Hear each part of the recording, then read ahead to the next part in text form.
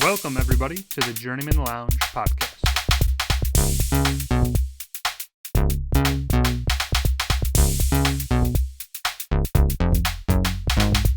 You better be praying to God because, you're 14 and losses in a row. You're going to need Jesus. Am I wrong? I thought you were pretty wrong, yeah. Welcome to the Journeymen Lounge podcast. I am Woj. We got, Bobby to the right. Ryan. and then on the end, we got a new guest, Bobby, It's my father. We got Doug Lonhart, the man, El the Capitan. myth, the legend. There you go, the Doug. legend. So- our white Doug. It's gonna be Dougie Fresh. Yeah, Dougie Yeah. Fresh. I Dougie love that. Fresh. Yeah, Let's go Dougie with Fresh. that. All right. So Doug, hit us with we do this with every guest. Like, what are the affiliations, like For your football? sports. Like, what sports Baseball. team do you, root for? What do you- You're now a new all right. Cards We fan. We you know. got we got the Bears. The Bears. Yeah, The Bears. and the Big Four. The White Sox. I'm a Sox fan. Okay. I love that.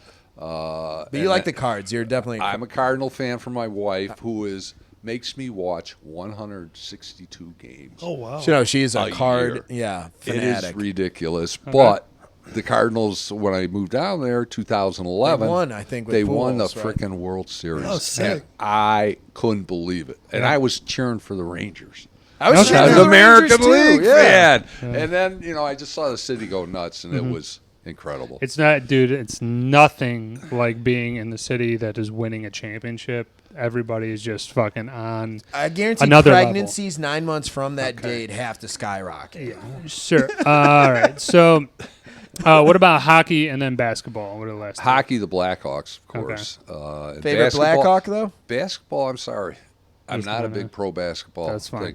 I follow the Illini. Okay. You watched Jordan growing up. I remember that when we were kids. well, Yeah, Who the didn't Bulls. watch Michael? I know. He was the best. Yeah. The absolute best. He is the absolute best. The Period. GOAT. At least that we saw. Period. I didn't see Will Chamberlain. Or, Oh well, yeah. Those guys. Wilt, would I have been guess you great. can make an argument. So the you're a Chicago guy, right? Oh, absolutely. So, I mean, that's kind of what we're getting at. What it's went not- wrong with Bobby then? Why is he a Packers fan? I don't know. It's like my brother's a Vikings fan. I question what I Yeah. did wrong.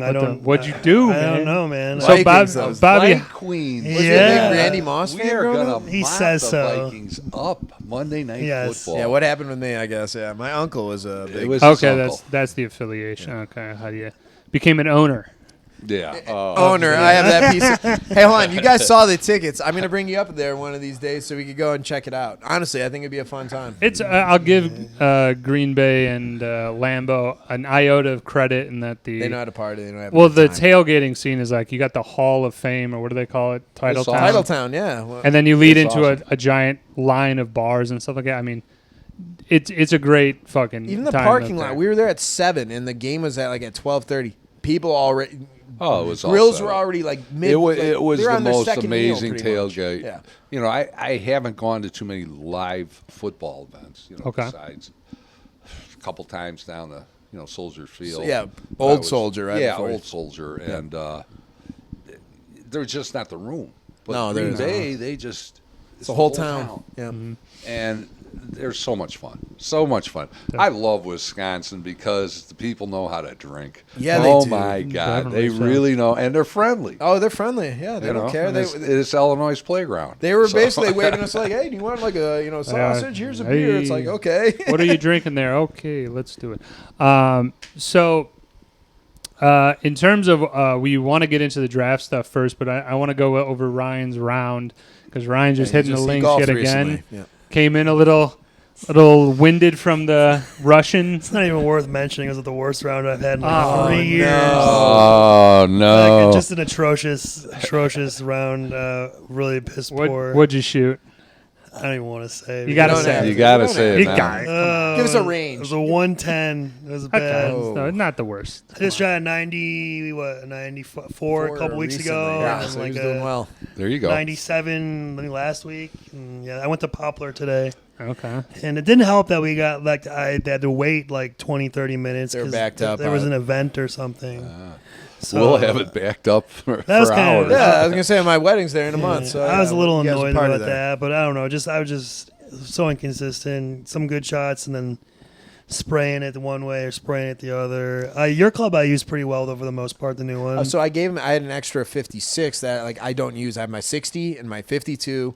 You know, that's pretty much it. And if not, I'll just bring my wedge or whatever. But I was like, you need this in between club. He's like, I just have like he didn't have that. I'm like, here, just take mine. Yeah. You know.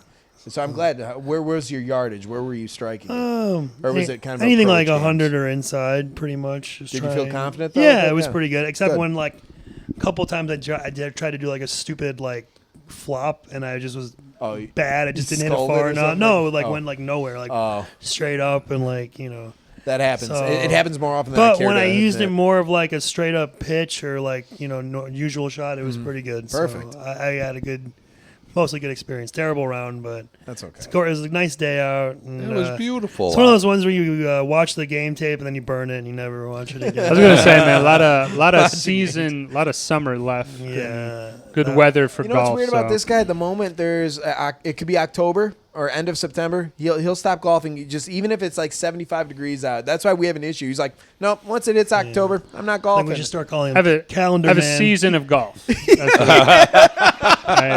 what And what does that season It ends in stretch from, October, sir? it does. it's about May to September. end of September, most likely mid-September. Whatever you say, There you go. calendar man. That's what I do. But He's done. Like you you can know. call him. It could be a 72-degree day. He'll be like, no, it's October well, 3rd. if Dude, I'm being, it's like 80 right now. Want to go golfing? if it It's a falls funny in quirk. September, this is what I'll say, and it transitions perfectly into what we're gonna get into next. Right. Though is football takes precedence. So then it's more like you want to golf on a nice Sunday, like morning to afternoon. Like, nah, man, I got the games on. Like, I'll be cool with that.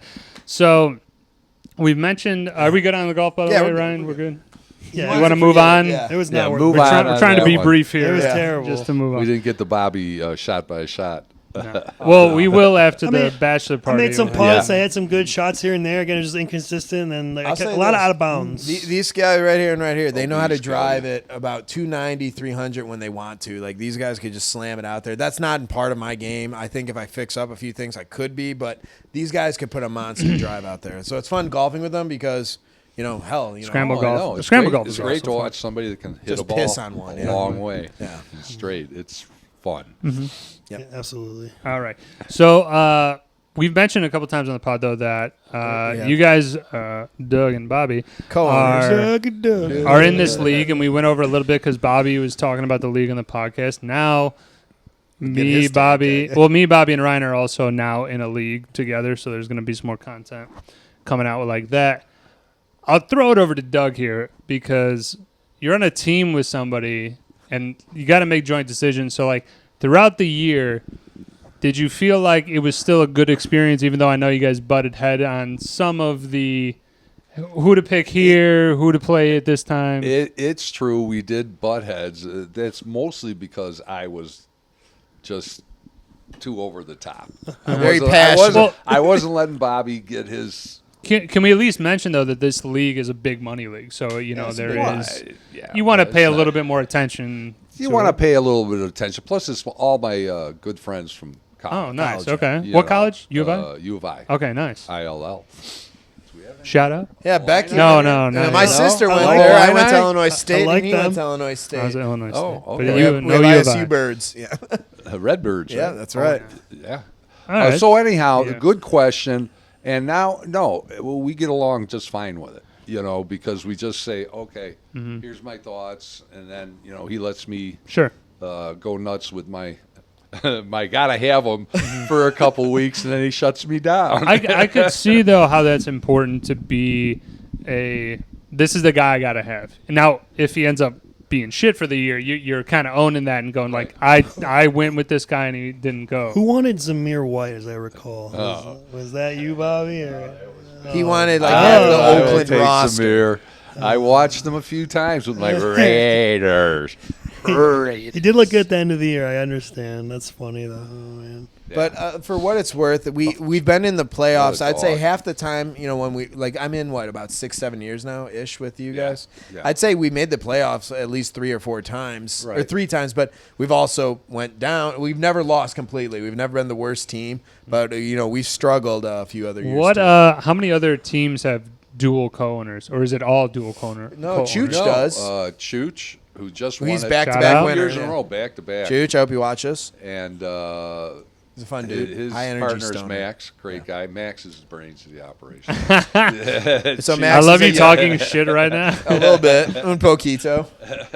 But and then we used to have John and his son. Well, Hold there's- the mic a little bit. So John and Alex. closer with the Just mic. a little, just a little bit. Sorry, yeah. So we're going to Alex's house tomorrow. So Alex and John Mack used to be on same co-owners, and then someone dropped from your league, and Alex created his own team. So Okay. Yeah. And how long has the league been in existence? that's a good Ooh. 2000. Okay. Damn. Yeah. 25 years. There you Yeah, go. it's been cruising. I didn't get into it till 2009. Okay.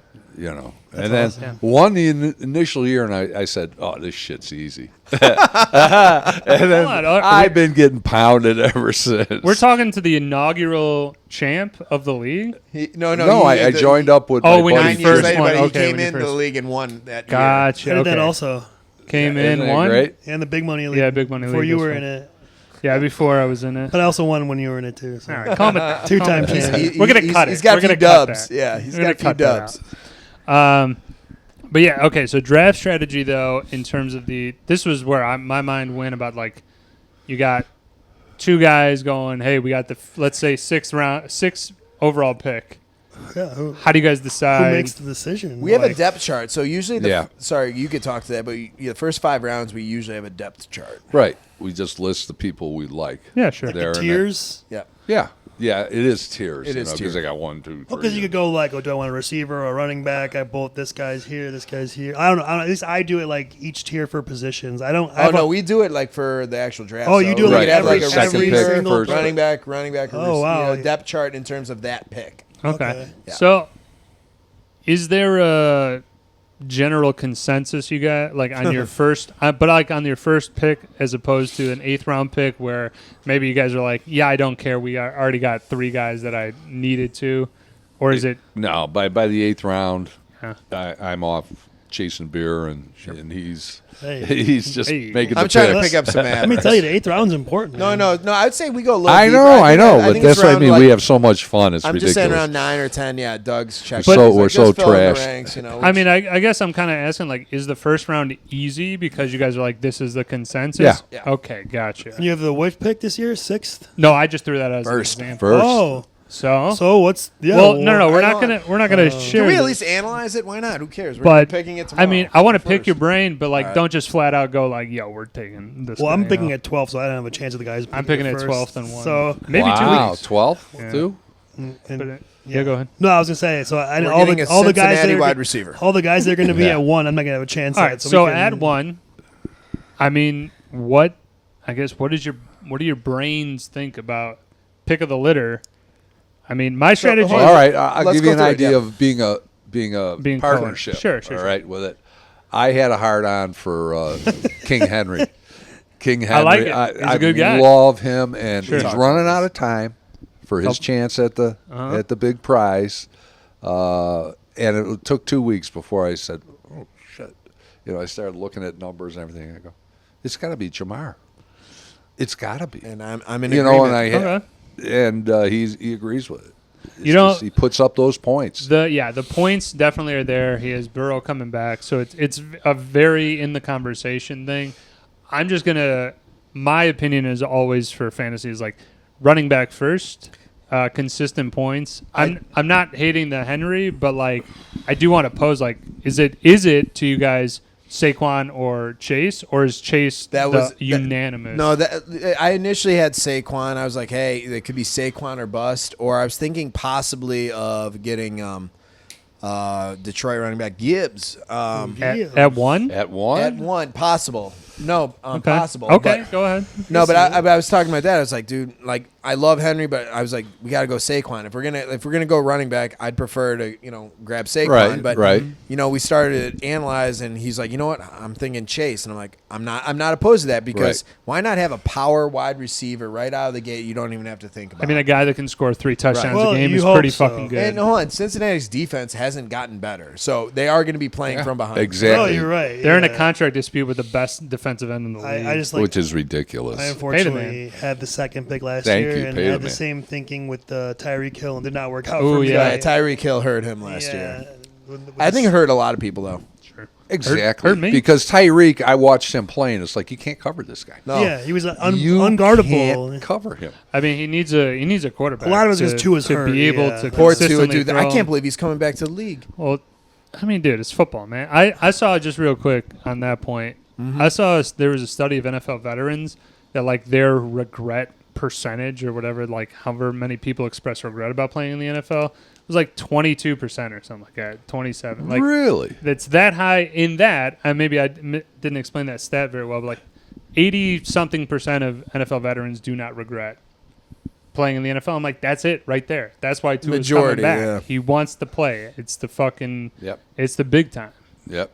That's why I don't question guys who are like, hey, I'm going to come back after my 8th concussion because they're like, it's football. Like it's gonna be. Yeah. I was talking to my dad, that radio podcast dude, Waddle. He's probably had 8 concussions in 1 year. Tom Waddle, yeah. Tom Waddle got bell rung. It all depends on your individual skull thickness. I know, but you saw football when I think it was truly football. You grew up where football, like for me, and I think Woj wants to get your take on this, and I apologize. No, but, go ahead.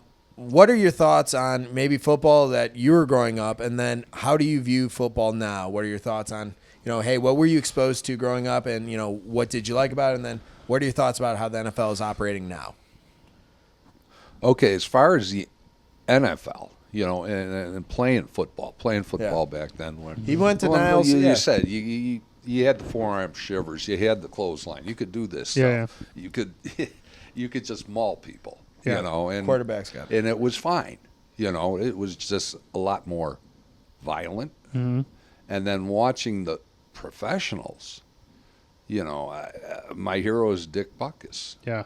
The man was made to play middle linebacker. Yeah, as a bruiser. He was just a mean son of a bitch that loved to hit people. Mm-hmm. And he did it at a high level. And scared people. My God, I wouldn't want to get hit by that man. It would be ridiculous. But, it's changed because now when I watch a football game, a professional game, I just am amazed at the skill level of these guys now. Before it used to be big, strong, Yeah, are you saying that the skill level, which I do agree with, that the skill level back then, it's like, you just had to kind of be the best athlete. You didn't have to necessarily be I can cut and do all these fancy moves. Right. It's like most athletic guy kind of be best at everybody. I mean, and a lot of these guys, too, and you see it with any pro athlete, they're good at it all. They're just a natural athlete.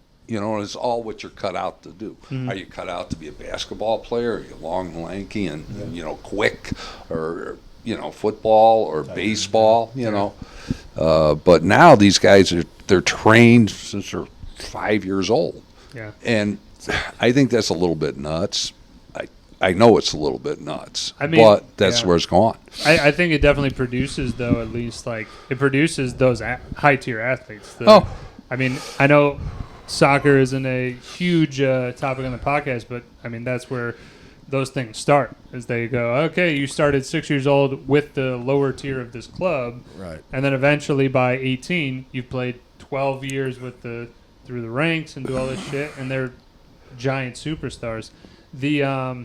So you lived though through the Bears championships Bears. and fucking 85 Bears. Oh my God! Yeah, give me a little take about what that year was like, in terms of Okay, the best game of that year was when we went down to Dallas and put a 44-0 whooping on those Cowboys. Mm-hmm. And they had Danny White was their quarterback. Mm-hmm. He was running for his life. Buddy Ryan had the 46 defense going, and here comes Wilbur Marshall or here comes Otis, out of nowhere. That, they just scheme it where these guys were having field day. And they knocked Danny White out in the second quarter, and they knocked his backup out. Oh, shit. And then Danny tried coming back. He didn't want to have anything to do with playing football. And that's when you know you have just destroyed, right? Owned them. You don't even want to go back out there. You don't even want to go out. That was phenomenal. I mean, yeah, that defense. That is, you know. I think it's the best in the NFL. It's got to be. Yeah, not living through that time is tough because we also had in our generation has been I'm skipping over you because you're a Packers fan. Devin Hester, but, yeah, we had the 05 run. Right. 06, I'm sorry, 06, 07 run. But, I mean, it was a menacing D at that time, but it was nothing compared to the 85. Like, that is the litmus test of, like, a defense that can put the hurt on you and, I mean, just menacing. Like, motherfuckers. They went on offense, on defense. Yeah. They were just going to not let you do anything. All right, so let's flip now to like the modern day, like Caleb Williams. Now today's Bears. What do you think? All right, I watched the last game against Buffalo. The preseason, and 38 zip. Yeah, Bears. and I just, I went to my wife. Yeah, you got to watch the Bears. Okay, thanks. And I saw him go 93 yards. Yeah, and I just about popped a Woody. I was like, this actually is happening, and I saw the schemes, and I saw these guys getting open, and I saw Were the starters playing or no, not really? For sure. No, it was the backups. Except for Caleb. Okay, Caleb actually. Caleb was out there with the receivers. Okay. The Bills had their backups. The Bills had their backups, yeah. But it was still, you could see the scheming that Ben Johnson finally has brought there. Yeah. Huge and pickup. I have huge question mark on Caleb Williams. When I saw him last year, I go, they told me he's got a generational arm and he can't throw out to Keenan Allen and drop it in the bucket as he's going out of bounds. I go, this is horrible. But it shows you what a guy can do with good coaching because they just worked his footwork. He goes, boom, boom, boom, boom. You see it tight, yeah. And throw it. Yeah. And, so... Yeah, the first quarter went well, and the whole game was awesome. And I saw that they gave old Badgent a contract today. That's no kidding, awesome, man. Isn't that great? It was good. I think Badgent, trailer park, bro. Well, I think Badgent earned it for sure. Like he's a competent backup, and I like that they're keeping a guy who scrambles, right, and is a mobile quarterback for right. sure. He knows his role. He's good. But yeah, I mean, Ryan, your take on the Bears, the improvement in Bears coaching, I think it's... Well, it's the coach I wanted, is because what I wanted to happen is to get Ben Johnson, so I'm excited to see what he can bring, like you said, with Caleb. We have an offensive-minded coach. Double tight end. That's going to be awesome. Yeah, and I thought, obviously, I never liked Eberflus, and I thought he was always a bad choice for a coach, so I think it'd be good to see he has a real coaching, the whole team in general as well. We got, like you said, some more pieces. Gloveland, Burden, Roma Dunze's in year 2. Still got DJ Moore. Man. Give him the ball. Running back position, I'm a little curious. I wonder if Swift's going to be good or they're going to incorporate Roshan more. They also got that Manungai or whatever his name is from Maryland. Rutgers, I think, or something. Maryland. Yeah. Maryland? Okay. Oh, Rutgers. Yeah. One of the red ones. Seventh rounder. So I guess some East Coast. He looks pretty good. Those commies over there. Yeah, I'm excited. We'll see. Yeah, it's on the doorstep. So the fantasy talk, the football talk is, it's full goesies. I just want to draft. Yeah, I really do. We got our draft. Yeah, they got a draft on Saturday. We got a draft on Wednesday. Then I got a draft on Sunday. Then I got a draft. We're drafting the next couple Friday days. Friday or something like that. So we'll have some content and some more stuff about the draft talk, I think, at that point. Let's take a quick pause. Yep. Come back with Ryan. What was your album review? Incubus, Make Yourself. Incubus, Make Yourself, coming at you. Go grab a drink. Chill out.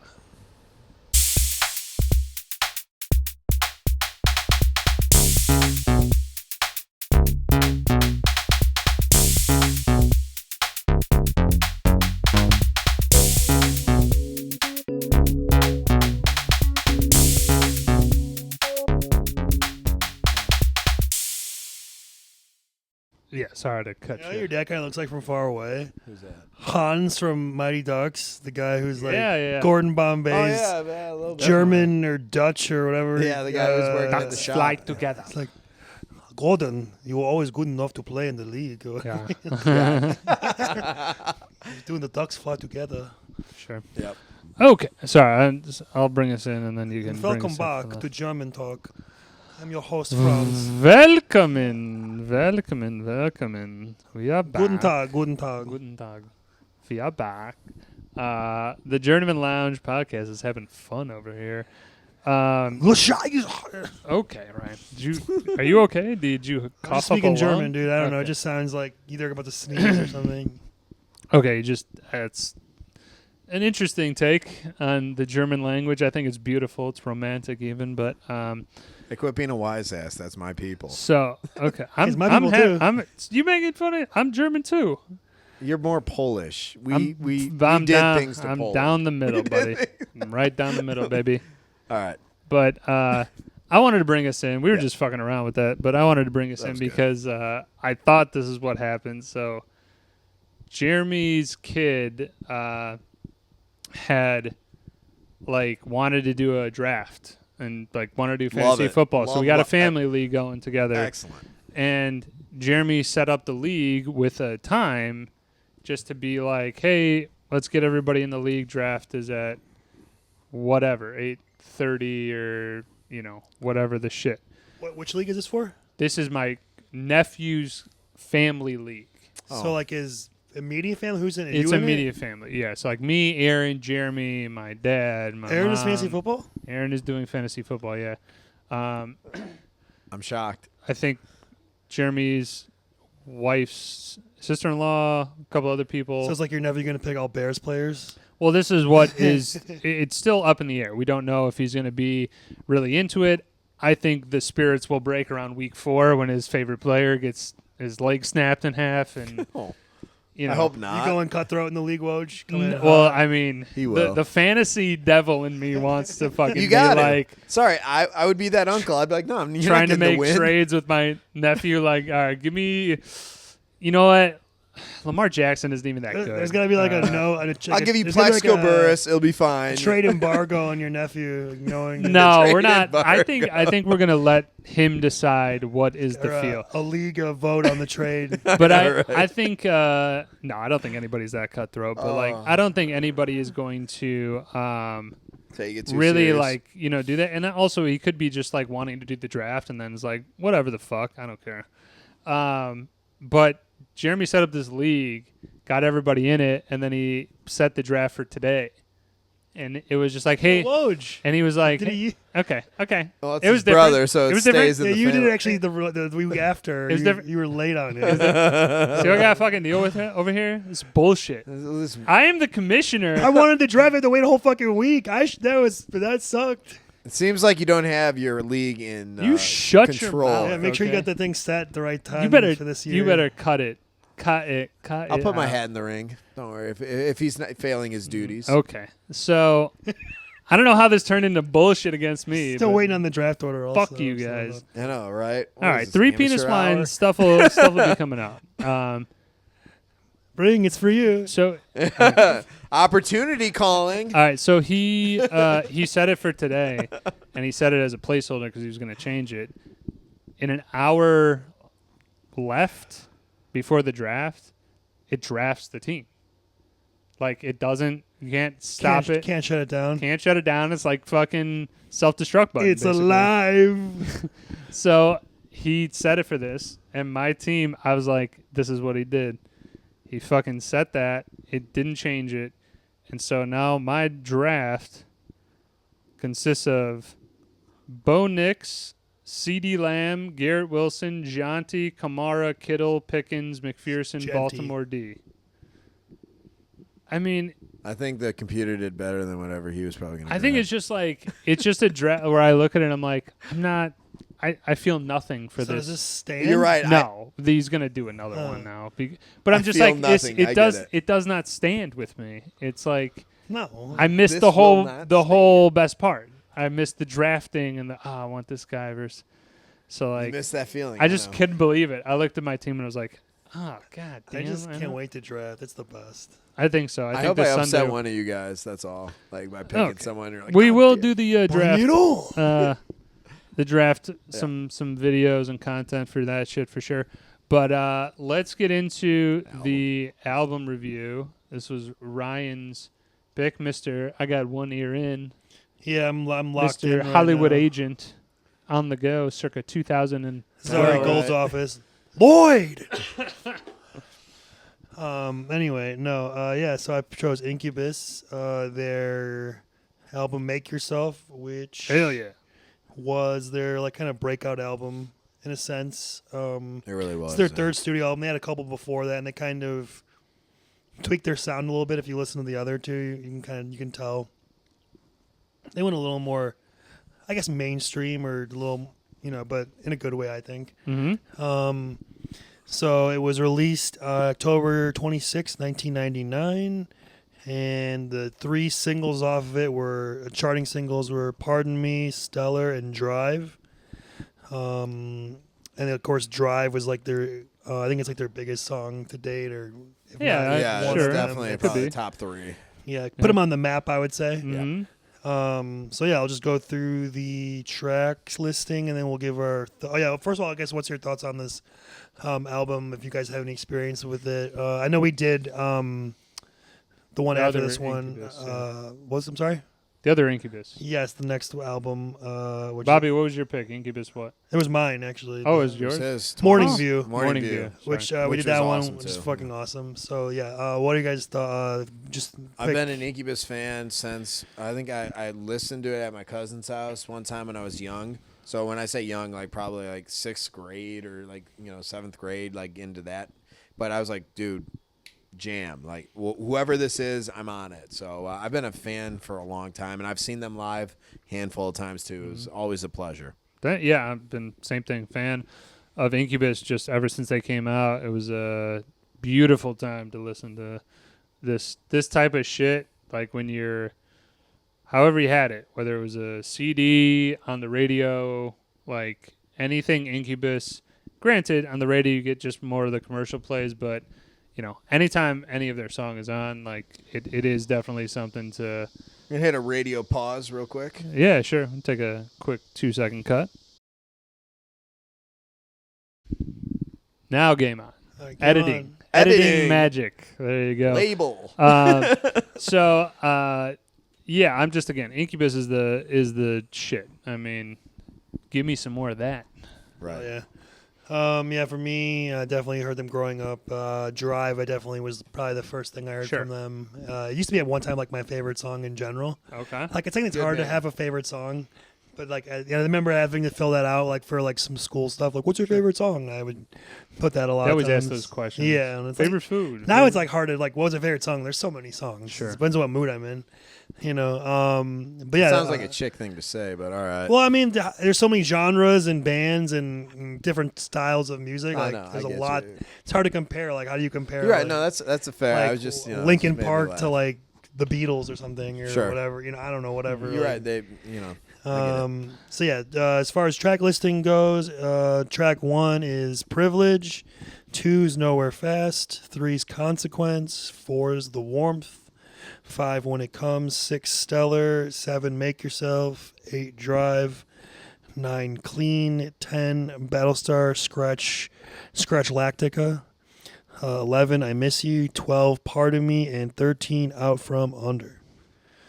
All right, so let's start with Privilege. Thoughts, grades. What we got here? Woj. Yeah, Woj, you want to kick this off? Yeah, I mean, this is I'm a feel guy, so dope right out of the gate.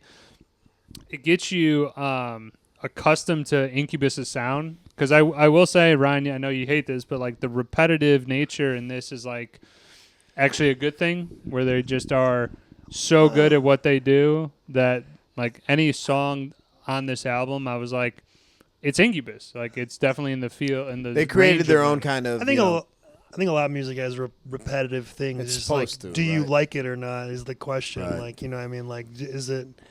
I mean, sometimes there are certain things that are too repetitive. I would agree with that, but I think in general, there's at least certain style or riff or chorus or something that repeats you generally. Oh, I get it. I get what you're saying, but it's just in general the strength of Incubus to me is definitely when they have a good guitar riff or like consistent, beat with the not beat but like strumming of the guitar. But Incubus to me is like if they do this pie of the chart very well, and you'll see over the course of the album some of the songs like when they started to divert, I was really coin flip on them like, oh yeah, this is not what I'm looking for with Not your Incubus. cup of tea, but I mean, Privilege again. I think it's a great song out of the gate, and it sets the tone for the album. And what's your number? 3.5. All right. I'd call this one a 4. I thought it was well done, well crafted. It gives you, like you said, the flavor of what you're to expect, from this album or from this artist. A great setup. 4. Yeah, I agree. I'm gonna go 4. I especially love the part toward the end where they mix the turntables and like Yes. that bell sound in there. It's like That was cool. dun, Yeah, dun, that was dun, cool. dun, They use a lot of. dun. They got a DJ in there. Yeah, I didn't know that. And then Brandon Boyd, the whole album, his vocals For just sure. they carry Gonna mention the that. band, if you will. I don't know, like along with the great, like you said, guitar riffs and When they used them, yeah. and this one kind of to me almost sounds like it could be in like NHL hits or something, like in a, It video. definitely Fucking could. Exactly thought that. Definitely Yeah, could. like Like an or- early Madden. Yeah, or like some like an NHL, for EA, whatever. I think it's called NHL. EA yeah. Sports. Um, game. yeah. So next one is Nowhere. Who wants to comment? I mean, first? this is kind of leading right into my first comment. Right, I knew trying this to was trying coming. to switch it up, but it misses the mark. It's chorus is solid, but I'll give it a 2. Just Ooh. no ball. I agree with him in the sense that this does kind of, I'd call this a B-side track at best. I'd give it a 3 and 3.25 maybe. There's elements that I like about this song, but it doesn't quite give you what you're expecting from Incubus, I guess. Okay. Yeah, it's I think it's very well sung. It's more laid, like slower and like laid back a little bit. Yeah, change the tempo. But again, it's very melodious with his voice. I think it works well with the flow of the song in general. What'd you And- give it? Melodious? What? No, what'd you That's a give good it? word, though. I give it like a 3.5, maybe like Okay. 3 3/4. It's like just below the other one, like 'cause it's a little different, but I think it's still overall pretty good. I don't think anything on this album is really bad. No, the vocals are solid throughout this Yeah. entire album. I think so. even like some of the songs, if I don't like them as much, there's always like a part of the song that I like. That that like, you could get, you could sign. like, oh, I like the guitar riff, or oh, I like his voice, but Uh-huh. this could be better, or that could be better. But Sure. in general, not too bad. Consequence is the third one. Why don't you go, Bobby? I really enjoyed this one. I thought it was the right type of tempo switch up. This one I actually like kind of like as I was reading or listening through the album, I kind of like went back and rewound and listened to it again. Definitely one that I maybe is low key that should be probably top 5 of the tracks on this album. So 4.5 on this one for me. I'm gonna go Oppo. Oh in man! a hard way. Oh man! This missed the mark in a few ways. Chorus sucked. Who Record is this guy? scratching was fucking awful and at the wrong time. And this was, again, a Incubus song that just was like, hey, we're trying to sound like Incubus, but not hitting it. That song sucked. That's a 1.5. It's a skip for you, huh? Barely. My Okay. range is 5 Oh, to he's a 0.1. Russian judge Fucking for Simon anyone Cowell over watching. It's 5 to 0.1. If it was a skip, it would be a skip, a 0. All right. I think it's pretty good. I gave it like 3 3/4. I think the beginning part with the like drum and the DJ sound is really good, like the lead in to the song. I think I agree though with Woj on the chorus. The chorus is not good. I think if it had a good chorus, I could bump it up to the 4 range. But I overall like it. I like it yeah. too. So All right, number 4. The 2 warmth. seconds. The warmth. 2 seconds. Like nothing ever happened. like nothing happened. All right. Snap your fingers. So the warmth. All right, huh? the warmth. Yeah. Yep. I'll start us off if you want. So I love, first of all, how the ending of the previous song leads into this song. I think that's very cool. I like when songs do that or albums do that. The guitar riff again to start the song that like leads into the beginning is great, and it kind of gets more hardcore as it goes along. And I think it's a great one for me. I like give it a 4 1/4. Like it's pretty high, I think, on the album for me for this one. I like it a lot. Yeah, I mean, this is, for me, just another, I like that you pointed that out because I also noticed that too. I was like, this one dropped, and the moment it drops, like the next one picks it right back up. We've seen that Blink does that a few times, and there's been artists throughout the years that do that. I really enjoy that flow of music that occurs from A to B, and this one's another 4 1/4 for me. Great, just a great track, man. Like I guess I'm an Incubus fan, through and through, and I think even some of the stuff they try to, get out there a little bit, outside of their element, still does okay, but it's like everything about this album, put it on again, I would say again, when guitar. Here we go. When guitar is heavy, Incubus is fucking unmatched. I mean, they're really, and I would say just solo guitar. Like, give the guitar a solo, be the focal point of the song. I think it works well. I even put in this, and this is kind of what I'm doing now, is like just a couple songs of the album that you're not the hits or anything like that, but just something that you are like, oh, I enjoyed that song, so I'm going to replay it. So I have like a replay of the thing. That was one just to be like, Okay. It is a song that I want to take another listen to. Okay, Frank. I mean, again, I'm an Axe man, through and through. You are, man. Everybody. You're Mr. Flow. You're Mr. Mr. Ebb and Flow. Things just got to work for you. I'm a vocal guy. I like to real quick. Sorry. Mine, am I coming in weak? All right, there we are. Yours is loose. I'm more of a fan of kind of like listening to the lyrics, a little bit of the vocals, and You're we a all have lyrical different, man. Yeah, we all have different tastes. but go ahead. Lyrical flow, whatever the fuck. Yours you is are. more beat. You're more beat and rhythm. It's like, again, it depends. The vibe. I don't know. Vibe guy. Vibe. Yeah. Best Okay. way to describe it. Yeah. All right. Next song. When It Comes. Oh, I gave that song a 3.5. Sorry if I didn't say that. Oh, the last one? Yeah. Yeah. All right. When it comes. What comes? Well, didn't say when it comes. I don't know. What are your thoughts? I want to go to him right away now. This is one of the few times I actually like the distortion with the guitar. A couple of songs kind of remind me of Rage Against the Machine, Tom Morello. Love Rage. So definitely a good use of that. And again, they kind of went out into a different lane, tried it, and the slower tempo. Incubus can do slow in certain songs. It just wasn't one of them. I'd say a 3. Just wasn't really hitting me, dog.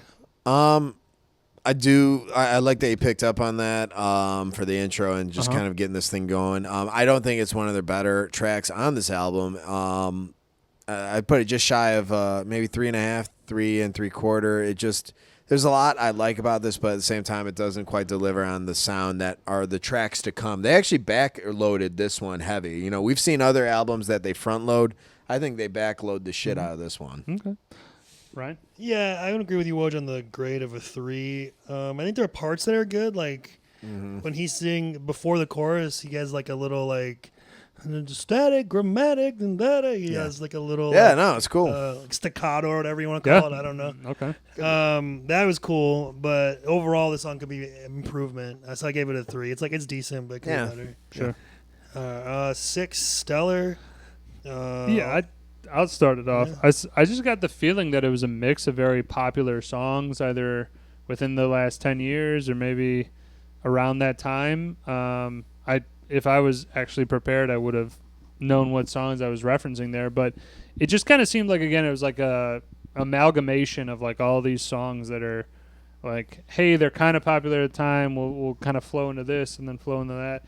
I like the song overall. I just couldn't kind of like place it to be like, hey, this is a really good song. I gave it a 3, but I was just so kind of like... Hold on. I like that. I like that kind of concept that he was dragging. Now, I think it was better than a 3. I put this probably 3.5, 3 3/4, because it does have a lot of different... It's almost like condiments. It's not quite ketchup. It's not quite mustard. It's not mayo, but it's something that I'd throw on. What the fuck does that mean? That was kind of that was my analysis of kind of how you're saying it doesn't quite fit. It's not quite mayo. It's not quite you know what I'm ketchup saying? or Like, this is a little bit barbecue sauce that doesn't, quite make the, it doesn't get you too excited, but it'll get the job done. So, Ryan, do you know? That's Doug with the shot from right field. It sounds like you're describing like an RC Cola. Like, we don't got Coke, we don't got Pepsi, but we got RC. I guess. You know what? Fine. Take that analogy to the bank. I don't understand how barbecue sauce and song go together. I'm just saying, you got your standards that kind of make up this album that you could put a name and a face to. This one doesn't quite have the name and the face of the standards. So I went with the whole condiment analogy. The fact that you guys are pea-brain and couldn't figure that out. I got another nickname, Bobby Barbecue. Call him BBQ. BBQ. Oh, there you go. Are we still on? Did you give your? Yeah, I said I gave it 3. I did like. No, 3.5. you went into the condiment shit. I was like 3.5, 3 3/4. I think I'm gonna disagree right here with your both condiment. because this is Dick. That was a good analogy. this is one of the hits of the album, and I think it is. I gave it a 5. I love Oh, this you gave one. it a This is banger. a 55. Yeah, it's like get the relaxing, just chill vibe mixed in with like the good guitar riffs every now and then. I think it has everything you want from Incubus. Good vocals, chill vibe. Yeah, so I dig it. I like it a lot. Vibe guy. Vibe guy. You are a vibe everybody guy. push their thing up again. All right, 7. Yeah, it's your Make mic. yourself. It's me. Yeah, just hold it up. All right. Make yourself. Yes. This is like the title of the song. This is the name of the album. That's and the name song. of the track. Title yeah. of the album. And this, Hey, and fuck the you. Words are song. hard. Yeah. I think the chorus is dope, but it's kind of a too long of a song. I would have liked the faster tempo for like a solid like 2-minute 30 song, like kind of Blink-esque, and I think it would have worked well. I kind of didn't even know that Incubus's songs like average runtime is like 4 to like Yeah, they're always 3:15 longer. or so. I wasn't clocking them. I don't know. Yeah, No, I they've just always saw, been I just longer, saw them though. as they come through on the thing or whatever, but Clocking. it just Not seems on the like speed again gun. they're long. This one is the only one that I would just like cut the last minute off, and I think it's a much better song.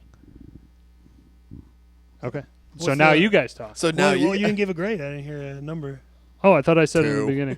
No, 3. All right. Sorry. He's been Mr. 3 across that whole album. You could go ahead. I'm not. That's That's mentally why I know. I prepared. agree. Actually, I Hold gave it it. I up gave it with a your 3. hand. I gave it a. With your hand. I gave it a 3 as well. Again, it's decent. It's got some elements of a good song, but doesn't completely have all the components to make it stick the landing, if you will. for I gotcha. me. No, yeah, very well said for both you guys. It's there, but it doesn't have all the right elements. I'd give it about a 3 too. This one's I think one of the weaker tracks on this entire album. Like the next ones are gonna. You would think for being the titular song, it'd be better. Yeah, it'd be one of right. the big If you're ones. naming an album, yeah, you're right. That's a fair point. All right, 8 Drive. I think I'm just gonna guess it's gonna be 5 across the boards for everybody. Yeah, we're giving it a Bingo. perfect This is score. their- Perfect arguably score. Their best song, or depending on who you talk to, or at least their most well-known song, probably. Sure, commercially successful Yeah. song. Sure. You can say best song. I mean, I don't know for me if I would choose it like now, but it used to be like it would be in the conversation. I would say probably be in like the 5 slot or something. Okay. Wonderful song. Love Great the one, song. though. Yeah, Yeah, I mean, this is one of those songs. Like, if we're all giving you a 5, you should go and fucking go check this album out, song yeah. out. Oh, I yeah. think that's a easy doable thing there. All right, going to Clean, number 9, Clean. You want me to start? Yeah, go ahead, Bob. Like I said, it's enjoyable. I kind of like the riffs. Good melody. I put this just shy of a 4, maybe 4 if I want to bump it up. Like I said, they did backload this, and there's some good music, but you just heard Drive, so it's hard to kind of. I guess for me that it loses momentum because now I just heard one of their best tracks on the album, and now I have to try to compare it to that. So it's tough for me, but it's still a great album. Good song. What's the I gave it a 4. 4? Yeah. Okay. I like the beat, but it's brought down by a tempo change. Oh, you didn't like that? I'd like again. I think Incubus would sound great if they did a couple of short songs with just heavy on the guitar and drums to do a harder rock. I think they could definitely do it. Especially, I think Brandon Boyd, you said, is the lead singer. I think with his voice over it, there's a couple that like try and like stretch into it, and then they're just like, all right, well, we'll go back to Incubus type sound. Like what we're good at. I would probably give this a 3.5 though, just because it's like it's still good enough. I just wanted that. Just do one like there's 4 songs. It's like just do one thing, and I'm giving it like a 4.5, 5. Just do the one thing. Yeah, go Just ahead. chop off fucking. Yeah, I'm gonna go 4 for me. Mm-hmm. I like the bass and the vocals, and the chorus is pretty good. And Of course, it's solid. Brandon Boyd's voice again is like he's like It's hypnotic. it's like a man. passion in this song or something. Yeah. You could feel it. Okay. So I think Good it's vibes. it's good. Yeah, yeah, good vibes for sure.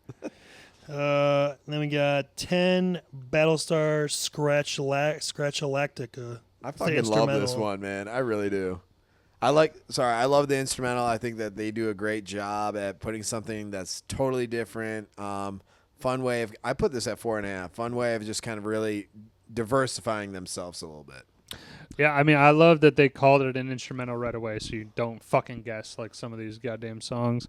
So you know there's not going to be any actual, chorus or words or anything like lyrics, but they make up for it because like it's funky bass, DJ scratching is like they just basically were like, hey, go to work, like whatever you want to do, man. It'll fucking be great. And the thing that brings me down though is again, it's like, to me, an instrumental should give you like a taste of it, but don't try and give like the whole, like they went through multiple different tempo changes to this, to playing more funky beat, to doing this stuff. It's like, why are you trying to do all this stuff on an instrumental? Because you're not like Leonard Skinner or somebody like that. You're not going to be able to do that shit with, guitar riffs and all this stuff. Leonard Skinner was awesome. I just think Incubus is like more of the, give me the song, like give me a taste and then give me the song. Yeah, I didn't really care for it that much. I don't know. I think if it was shorter, maybe like under 2 minutes or something, or like 2 minutes and under. Like shave what, 30, Right. 40 seconds off? No, it's 3 minutes. It is almost 4 minutes. Yeah. That's what I'm So saying. like though. half of it. Oh, you're saying half, like Almost, okay. yeah. I agree. That's too Also, much. the beginning kind of has like a weird like porno beat sound. I felt like it was like wow, wow, wow, wow, wow, wow. It's the beat. funky bass, yeah. Yeah. We're like, gonna clip that. Nice porno beat. Hey, well, it sounded what it sounded like. So I gave it a 2.5. Like Okay. it's probably my least favorite on the album. man. Also, there's no words. I like Brandon Boyd's voice is like one of the best things about Incubus. Sure. I think so. Not having it on there, Yeah. you could feel it. I guess. If but I didn't give my grade, I give it a 3. But okay. it's it's not like terrible, but it's fine. I like the change. I don't right? really like. If I had to skip one song, it would. I mean, yeah, this Yeah, isn't this a one, song alright. though. It's an instrumental. Okay. Next one is "I Miss You." Yeah, I dig. This is again coin flip. I mentioned it before. All the songs prior to this that departed from their normal kind of tempo were duds. They were shits in a can. This one is the one that was fucking done right. I like the tempo change. I love the lyrics in this one. I actually was Yes. like, okay, man, I'm digging it. You're It's in. actually something that you can relate to, but also in the general sense that it's like, okay, because I mean the general theme of that is like heartbreak and kind of along those lines, right? Yeah, it's a little melancholy there. But the Brandon Boyd's talent. I mean, this is like give him the mic and quiet everything else down. It's gonna be good. What you got? Oh, 4. Sorry. El God damn, I keep Cinco. forgetting El that. Cinco for me. Love this album. Love this track especially. And yeah, like I said, they've definitely backloaded this. I know you guys aren't a big fan of the instrumental, but this one, going from the instrumental to this, it's a step up for sure. And this one Yeah. rocks. I love this one. Yeah, it's one of their better, slower ones. Yep. Like you said, the voice is immaculate. You can Ooh, holds immaculate. holds the one note for like 30 seconds or something. I don't know. It seems like it's a Right, long dude. time. I don't know how you pull that. You feel the passion in it. It's got good lyrics, like you said. 4.25 for me. Ooh. Costumes, Yeah. pageantry. Wow. and What then a again, musical. the penultimate song, "Pardon Me." Pardon I think we gotta go 5 or what? I mean, again, it's a 5 across the board. This is the best song on the Certified album. banger. This is my favorite song on the album. Yeah, easy. Yeah, To it's me, too. good. me. Yep. Overdrive, I'm pardon me for sure. Yeah, it's fantastic. Well, Yusuf blends the DJ sound with the rock seamlessly. Vocals, everything just works on every level. I feel like. I think almost you could listen to this song in any type of mood you're in. Am I the only one who's thinking that you could Yeah. throw this on in any type of mood you're in, and it puts you at kind of at a calm or I at don't- ease? Yeah, and if it comes up, I don't usually skip it. I'm like, oh, Right. it's- Exactly. oh. I'm I definitely. will listen I'm to in. this instead. Yeah, you're Right. Yeah. sure. I mean, I wouldn't say all moods, but I would say it's at least more expanding into. You could kind of do anything to it, almost. I'm gonna say Right. almost. I kind of wish they would have ended the album with it, to be honest with you. That's what I was about to Right, say. exactly. All right, let's It's get to the like, last like a one. bit of a Yeah, whimper. let's get to the last It does. one. So this one kind of fades to a Yeah. 3. Out from Under, it's not bad. I not gave it a good. 3. Yeah. It's like kind of middle of the road. They should have ended on this. Cut this out. After Yeah. Part of Me, it's like you should just went out on Part of Me. Yeah, and- just That's exactly what I said. I Or was like, split why them. are we doing this riff-raff after This one should have of the been like best one of the, songs? like, I don't know, like, No, just flip them. 11 or 12 or anything, not the last one. How many tracks? 13. 13. Yeah, Should have definitely made it should 12. not have been 13. Should not have been a baker's Also, dozen. The chorus Unlucky isn't great number. either. It's the chorus Fuck can you use some doing? work. 13. What are you, a numbers guy? Like numerologist? I mean, the over last here? album I chose had 6 tracks on it, so I'm Nice and all quick. over the bullet. All That over was the all. board. I love that. Good album too. But yeah, Uh, Incubus. That's I mean, overall. I was gonna say I remember. I thought I was on the same level as Morning View. I think Morning View is definitely a notch above this. I think this one yes, is still good, but I think that Morning View is like really, really good. Like, and a more complete album with higher. Probably we didn't do the grading thing back then, but I imagine it would grade out Sure. higher. I think that there's more of their element. more of to the, it, the yes. B tracks, if you will, were like as good Better as the A made. tracks. sure, Like, I could see that. Mm-hmm. I'm more in just the sense that this one is so good because I give a lot of 3s, but that's because no song dipped tremendously below. I think I had a 1.5 as the lowest, and then I had multiple 5s. So I no skips on it. Having one bad song, I'm like, that's a pretty. That's overall high great. praise from him because he's And they did it right. a Russian judge. It's over kind of here. hard to gauge his Yeah, I know. scale. But You should go fuck yourself. So All right. let's that's gonna be the last album probably Take till a pause. next year. Yeah, right? on actually, the albums because yeah, we this got. might be the last one. Good job. You ended and on we- a good one. Well, I'm saying we got football coming up. We got football coming up. I'm not saying we're gonna not do album reviews. I'm just saying definitely for the next episode, no album review, and we'll Yeah, let we you got know football, yeah. when it's coming back. It'll probably be retired till the off season. I'm Yep. guessing. Football. Yeah, All right. football. So we're gonna take a break. We're gonna come back with Bobby's movie review, which was 1972, The Godfather. and Ryan did this. Okay. The Jeez. Godfather. Hey. All right. So take a quick break. We'll be back to do stuff. All right. Peace.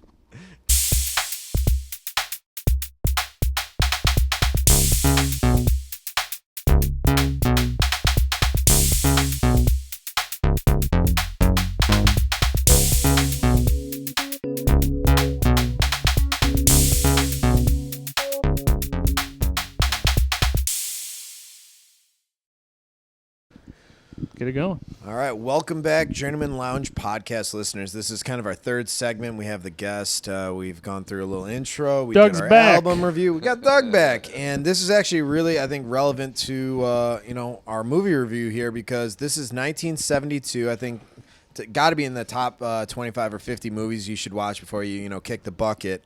We got the 1972 The Godfather directed by Francis Ford Coppola. So.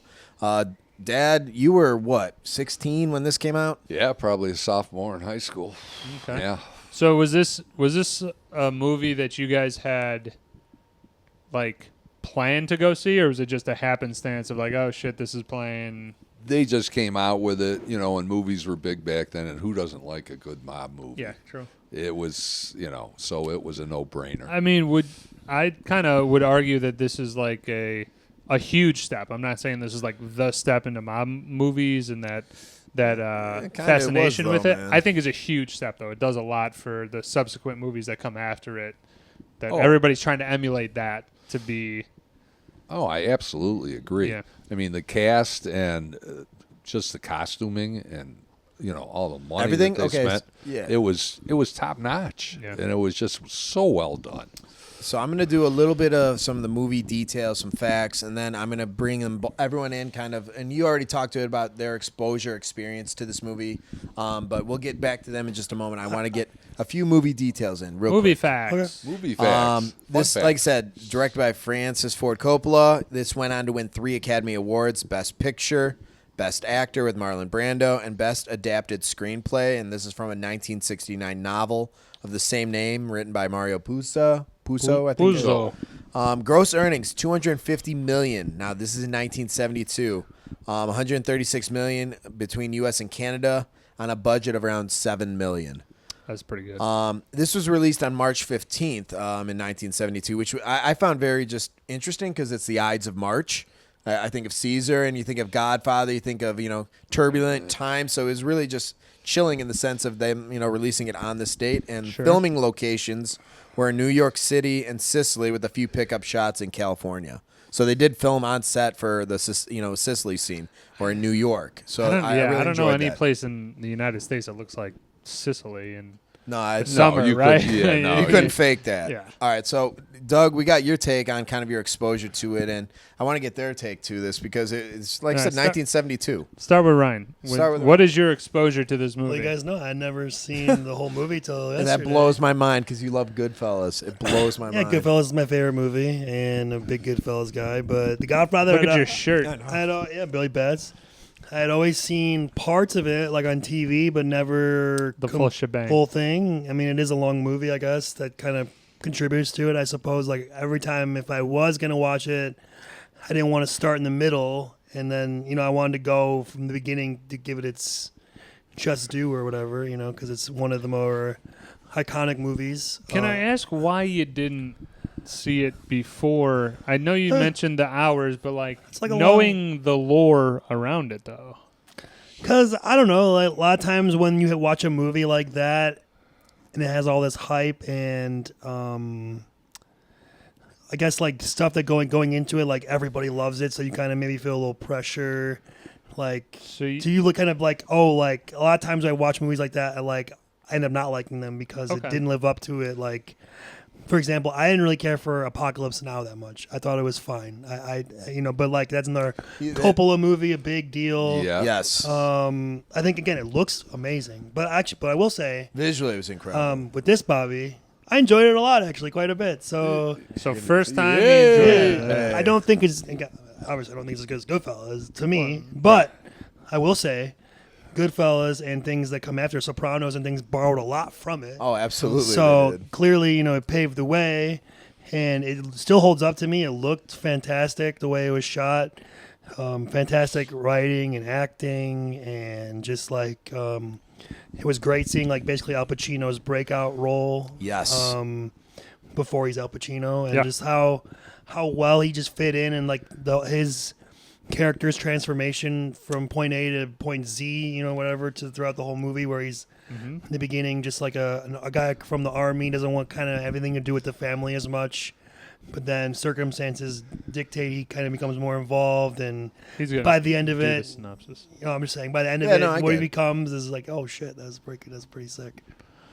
Michelle. I saw bits and pieces of this, but then obviously when I was choosing what I would watch, college was a big time to just watch movies fucking on not on repeat, but like just Oh, yeah. continuously. I definitely found this in college, and I mean, to me it's like one of the quintessential mob movies. I think it's definitely in the same category, at least, as Goodfellas. Sure, in terms yeah, of absolutely. who's better. I'm not going to really give a grade on that, but yeah, I mean, this is a movie that you have to. I mean, there's violence, but like it's also kind of like not the violence that you would kind of expect nowadays. Like Mo Green, spoiler, fucking Yeah, a lot 53 of years deaths the in this. making. Yeah. But like Mo Green gets shot in the eye, and I'm like, yeah, it's jarring a little bit, but then you're like, well, it's not the worst movie death I've seen. Like, So it doesn't try to tap too hard into the gore part of it. It's meant to show the reality of it. You get shot, there's a small hole in you, and you start bleeding out. It's not like an arm comes flying off. like Right, a Tarantino right. where the back of the head blows. Right. So stuff like just that. a few quick pickup facts, and then I'm going to do the synopsis of the movie, and then we're going to actually go into scenes. So that's kind of the structure we're going to be following. So quick facts: Marlon Brando was not actually they didn't seek Marlon Brando for Vito. Because for 13 years prior to this, he was in a bunch of flops, a bunch of movies that didn't quite do well, and they were set. Everyone knew that he was a trouble to work with. Sometimes he was very difficult in terms of an actor, so they were hesitant there.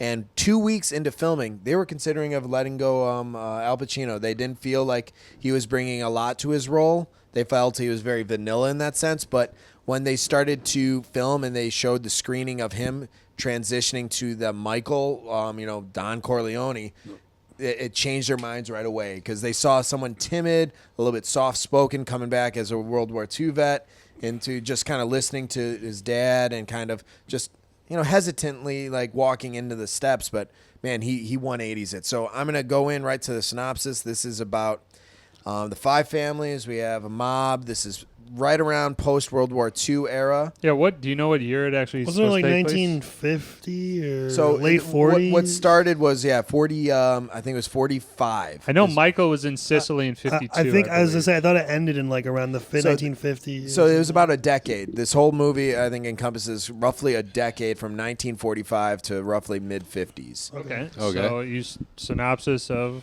So this is a 10-year kind of period piece, and it truly was. Everything that was filmed and made in this was true to period. Anywho, post-World War II, you have Michael, who's one of 3 brothers, Sonny, the oldest, and Fredo.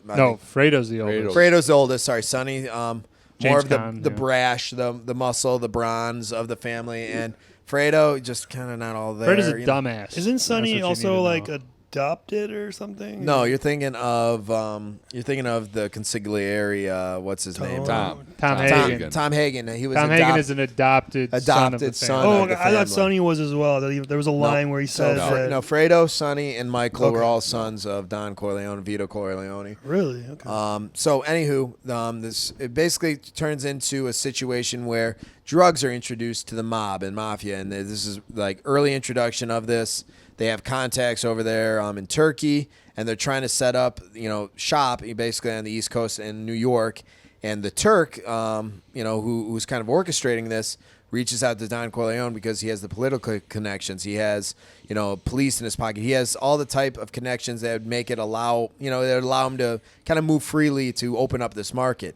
He says no, and then the outcome of that no results in, the 5-family war. Because, a bunch of these families want to make money. He's not about it. He's not willing to dip in his pockets to do so. And I guess bedlam ensues.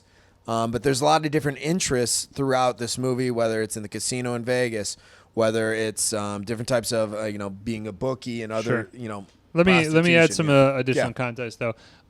It centers, though, definitely around Vito Corleone is attempted to be assassinated. Yep. He survives it, and then Right. basically passes the torch to Sonny initially, just as it Sonny de while he facto. was de facto is exactly de the right facto term. Don while he was in the hospital and infirmary. And he gets gunned down. Then Fredo is he's off in Vegas, just trying to learn the ropes, I suppose, right, with but I Mo mean, Green. it eventually falls to Michael, and then he has to take over, obviously, as everybody knows. And there's a Godfather 2, Godfather 3. This is a trilogy, yep. So it ends up going throughout, like, this is Michael coming to power, and then the next But two Vito never movies wanted this for his one son. Like, he understood that Sonny, just based on his mannerism, based on his upbringing, he knew that this lifestyle would be conducive to his, what he could bring to the table. But he wanted to keep, I guess, some innocence in, he's like, I'm a powerful man. I do these things. I try to be a family man. And he never wanted this for Michael, but Michael ended up being the right person to do the job. But he does it, I think, in a darker way compared to Vito. If you had to put him like side by side, Michael, I wouldn't say like cutthroat like Sonny. Sonny was very aggressive. He was a war general in a sense. He was hot-headed. He was hot-headed, Yeah. and he wanted to make it known. But Michael, this guy's playing chess when you're playing checkers. So I guess that makes him so much scarier compared to Vito. If you looked at him, side by side, at least Vito had more of that, family man, more of a reasonable man. Michael wanted to make an impression right out of the gate, like this is done. Yeah, I would say that Sonny, because of his hot-headedness, he was passed over. Vito never wanted him to be in power. I mean, you saw it in the one he's scene too of him, fiery. Yeah. him Too speaking instincts. up, and he goes, "Hey, you don't talk business in front of strangers. Right. Or you put the family's business out there." And the Turk, he basically lost their leverage right there. Sure.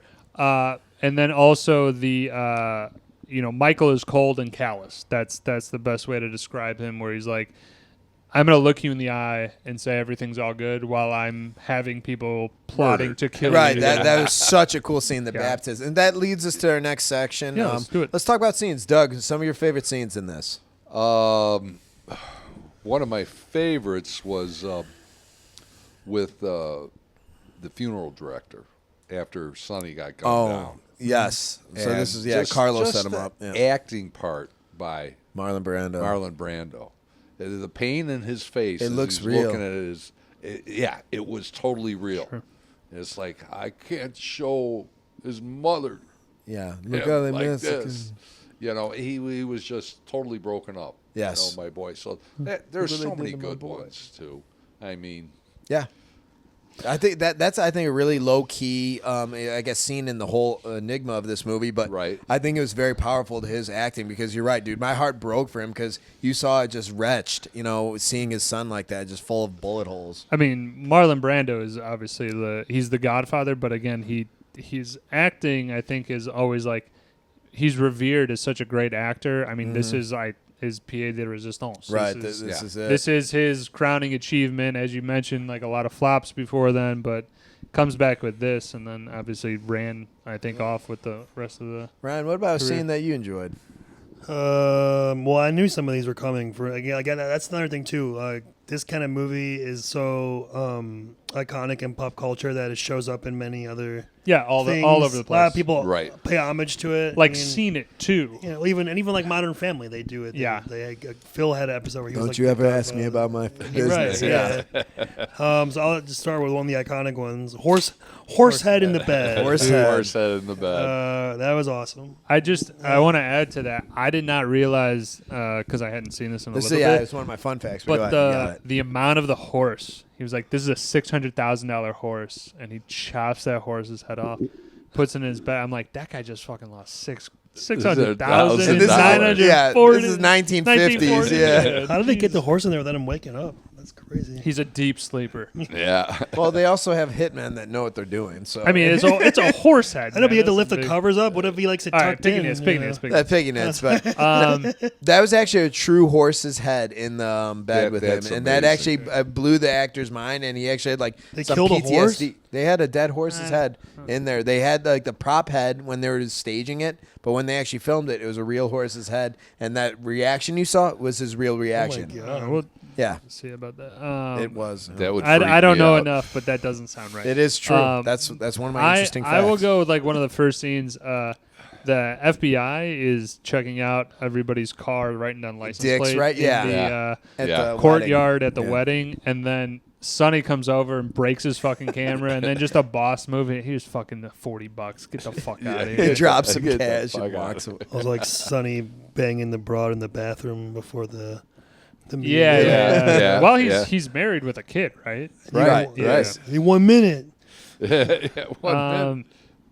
I definitely enjoyed the. It's more of a cinematic shot, but the old school Hollywood as they had the Yeah. camera panning over, and then I got in the soundtrack of what was playing over there. I believe it was Manhattan Serenade, but There I'll isn't confirm many. that later. I'd say the soundtrack's pretty weak on this. We're gonna but go it through it at doesn't some need point. much. I think it needs more of just the tone setting. You know, Right. Well, you Right. got. scores. Yeah. I mean, again, we'll talk about the Yeah. soundtrack in a second. There, I am a sucker for the Christmas season. So even just having a Christmas season with the With Michael and that whole thing. well, it's Michael, but then it's also they have the old classic Christmas Window songs splays and Christmas all that. songs and stuff like that going as well. So it's just like that whole like even though it's like 3 scenes, it's like that whole season. I'm like that's great. Fucking works well with the timing of when the Right. songs are coming out, Right. and it plays very well. Somebody else. Go. I got one real quick. go I ahead. like when Michael like it now assumes like control. Like he was becoming the Don, and he used his father Vito as a consigliere. But when he starts to orchestrate this plan, understanding that there are families that are going to move against him because they feel that his leadership is weak or in question, he's talking to Tom, and it breaks Tom's heart. He's like, "You're out." He's like, I love you. You're a brother to me, but you're out. You know, this is going to get dangerous. We need you as a lawyer for the family. Right. And him cutting him out without giving him all the details, because it's like he had to keep this one really close to the chest. But I could see in Tom's face, he's like, "You're my brother," and you're like, I could help. He's like, "I'm sorry." Like that's it. Like I could just see just the utter just damn, like devastation in his eyes. So I thought that was a great, powerful scene. Well, I think just to comment, I think he doesn't understand the whole scope of what No, he doesn't. what Michael What- is putting together to Right. be in that sense. Again, I got another cinematic shot, but I think it's kind of what Ryan was talking about with Pacino being such a great actor, and obviously again one of his breakout roles. You see the switch, I think, at the dinner with Sollozzo and McCluskey. Yes. And there's a point where they have basically like a train horn kind of ramping up while they have a close up of Michael's face. And that's the Pacino face where I'm like, holy shit, he's an actor right there. Yeah. Like that one shot is very much so like you can see that this guy is just brainstorming like I am going to kill you and then I'm going to get away with it. That's like, one of those scenes too that He's ice cold though. is Ice cold. he's as cold as ice. everyone knows that scene, like the gun tape behind the toilet. The old timey toilet, Even the I pull chain. I never seen it. I knew that was called. I knew that scene. I mean, it was still awesome, fucking great.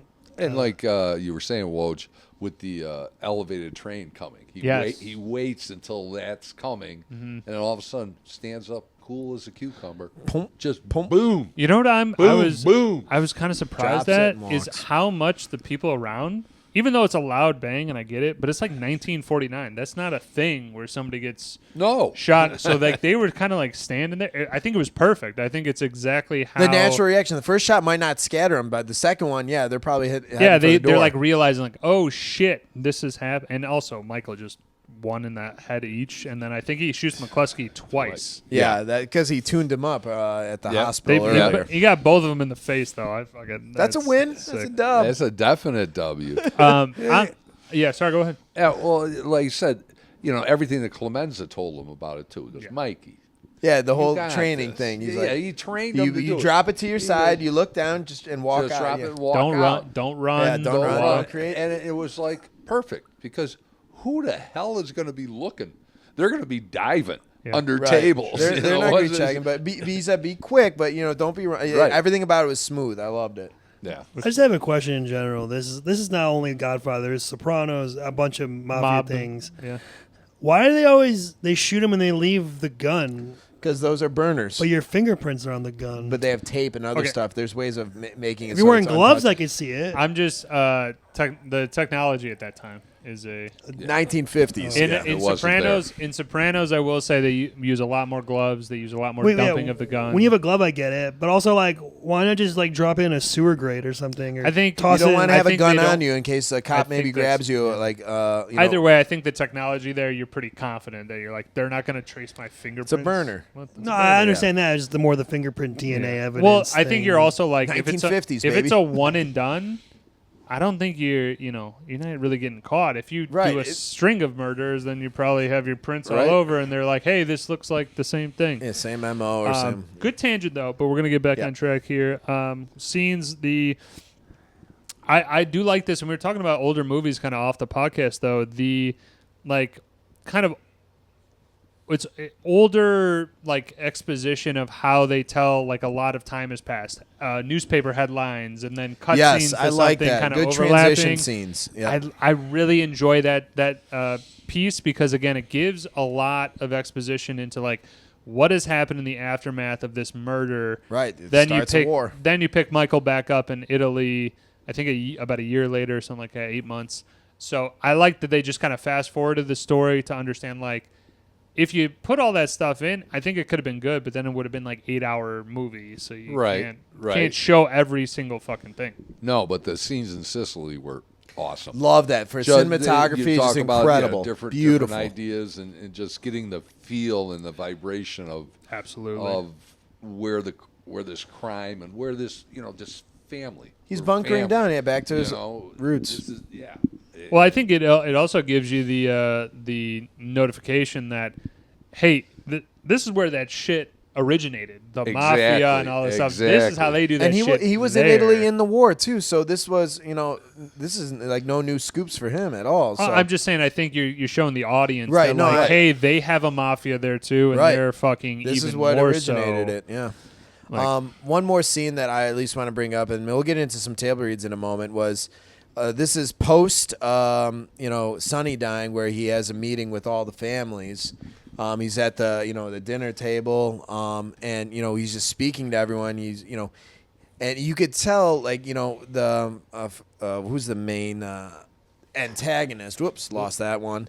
But, in Don Corleone's speech, that was so captivating. He's like, if my son comes back and he happen to be shot by a cop, that whole speech of like, we both have sons that died. He's like, I'm going to keep the peace. He's, being very reasonable, but he also is firm in the sense, like, if anything should happen to Michael, I'm not going to be able to keep this. It was just, you saw Marlon Brando, I think, at his, like, one of his finest moments during that speech. Sure.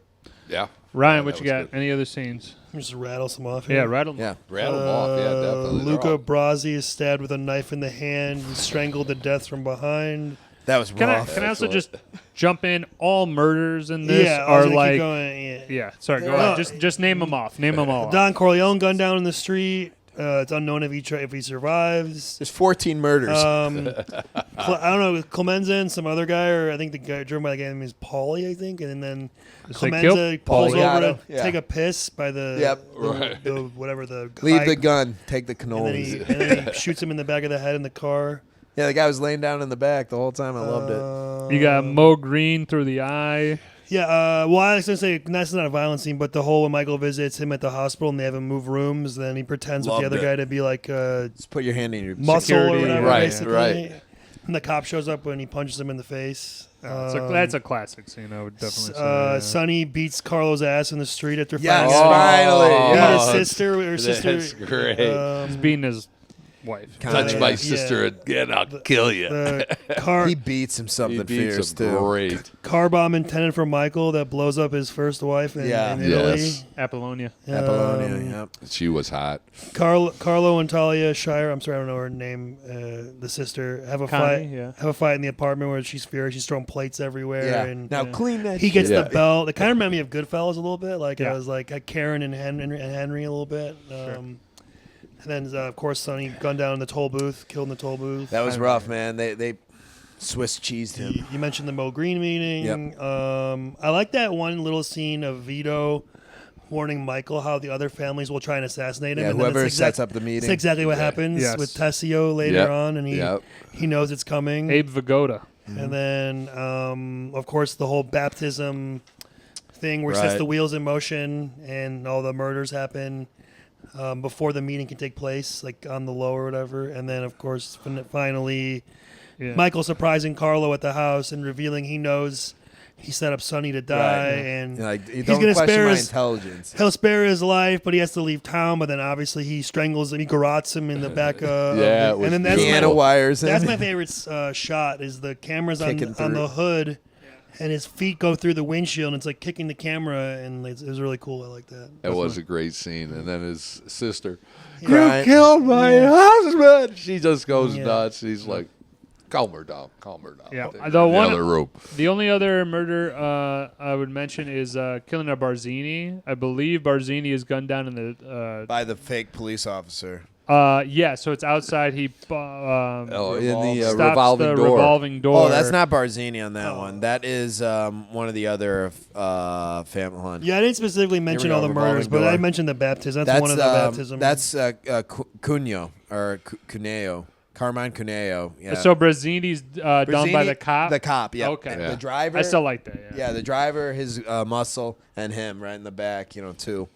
Cop's giving him a And then, ticket outside, and then just pulls out his. Boom, boom. The final scene is really good too, where it shows like Michael's like transformation, and he's like, "Okay, never ask me about my dork. business." Right. But then he's like, right. "Okay, you can ask me," but he lies to her. Yeah. Yeah. And then the door, the iconic door closing, ending the movie. They've seen that shot many times, Sure. parodied many times. Oh yeah. It's very good. And so this actually brings us in. One of the most, I think, iconic moments of this movie is kind of the introduction. And there's a fun little factoid. The cat that was in Don Corleone's hands while he's kind of doing the speech with one of his close friends that he grew up with, it was a cat that was just on Paramount Studios lot that was just kind of wandering around. So they brought him in. And they did the shot with this cat. So it was just a kind of random circumstance. But Cool. we're going to have Ryan do Don Corleone. I'm going to be Bonacera. Make it good. This is a good table read. I've never done it. yeah, I know. try. Ryan's the first Ryan, time I'm watching nervous, the movie, yeah. and I was like, "Hey, dude, Don." But Corleone. we can't do a good. I'll say this: I can't do a good Marlon Brando, and I don't want to even try to fake Everybody could try. I'll give it a if you shot. could try. But yeah, we'll see. Yeah, just give it a try. Give it a whirl. Give it a whirl. We Who have- starts? All right. We have known each other for many years, but this is the first time you've come to me for counsel or for help. I can't remember the last time you invited me to your house for a cup of coffee, or even though my wife is godmother to your only child. But let's be frank here. You never wanted my friendship, and you feared to be in my debt. I don't want to get in any trouble. I understand. You found paradise in America. You have a good trade. You made a good living. The police protected you, and there were courts of law. So you didn't need a friend like me. Now you've come to say, Don Corleone, give me justice. But you don't ask with respect. You don't offer friendship.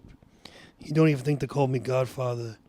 You come into my house on the day of my daughters to be married, and you ask me to do a murder for money. I ask you for justice. That is not justice. Your daughter is alive. Let them suffer then as she suffers. How much shall I pay you? Bonasera. What have I ever done to make you treat me so disrespectfully? If you'd come to me in friendship, this scum who ruined your daughter would be suffering this very day. And if by some chance an honest man like yourself made enemies, they would become my enemies, and then they would fear you. Be my friend, Godfather. Good. Page turn. Page turn. Someday, and that day may never come, I will call upon you to do a service for me. But until that day, consider this justice a gift on my daughter's wedding day. Offers his hands, kiss his hand. Yep. You guys don't want to kiss each No, other? we're good. No. Come on, sell the show. No, we're not selling it. Go ahead. Go finish this up. Give This this is good. job to Clemenza. I want reliable people. People who aren't going to be carried away. I mean, we're not murderers, in spite of what this undertaker thinks.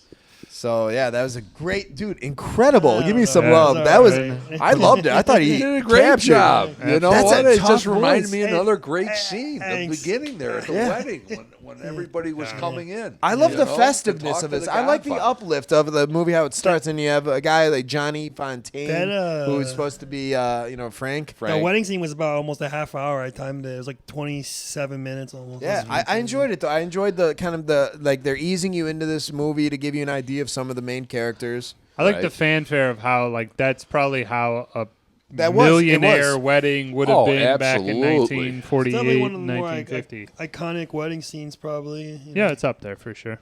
I'm gonna just do real quick the cast. I think I skipped over this real quick, but Marlon Brando is Vito, James Caan is Sonny, Diane Keaton is Kay Adams Corleone, Al Pacino is Michael, Al Lettieri is Virgil Salazzo or the Turk, Al Martino is Johnny Fontaine, John Martino is Paulie Gatto, who's the one who got clipped right in the back of the head, and then the whole hey, take or leave the gun. Alex Rocco is Mo Green. Lenny Montana is Luca Brasi. Richard Conti is Emilio Barzini. Tony Giorgio is Bruno Tattaglia. The list goes on I and mean, on. did you There's say Robert Duvall? Robert Duvall is, sorry, I'm getting to it, but Okay. is Hagen. Hagen. Yep. Claudia And Shire. there's so many. There's so many. Shire, I Abe have a whole Vigoda. list. There's got I'm to just be gonna, like I'm gonna 50. mention Go a ahead. couple more. Go ahead. The Name bigger drop guys. some of the other ones. I mean, John Cazale as Fredo. I think that's his main role. Yep. You got Morgana King, who I believe was a singer at the time. John Cazale is in 3 of the most iconic movies of all time. He's in this, Dog Day Afternoon, and The Deer Hunter. I haven't seen Deer Hunter. Franco in a while. Cedi's And he died. Callow. Then he died. Yeah. Bummer. There you go. That's great Yeah. news with Ryan. Yeah. He was. Well, I'm saying he was married. Yeah, he was married to Meryl Streep, and he just died suddenly. I think he was sick. No or kidding. something. He was married to Meryl Streep. Or they were going out at least. Yeah. Yeah, Yeah, well, Robert Duvall's whatever. Tom, You know, yeah. They same were a thing. couple. Yeah. And I would also just mention Simonetta Stefanelli.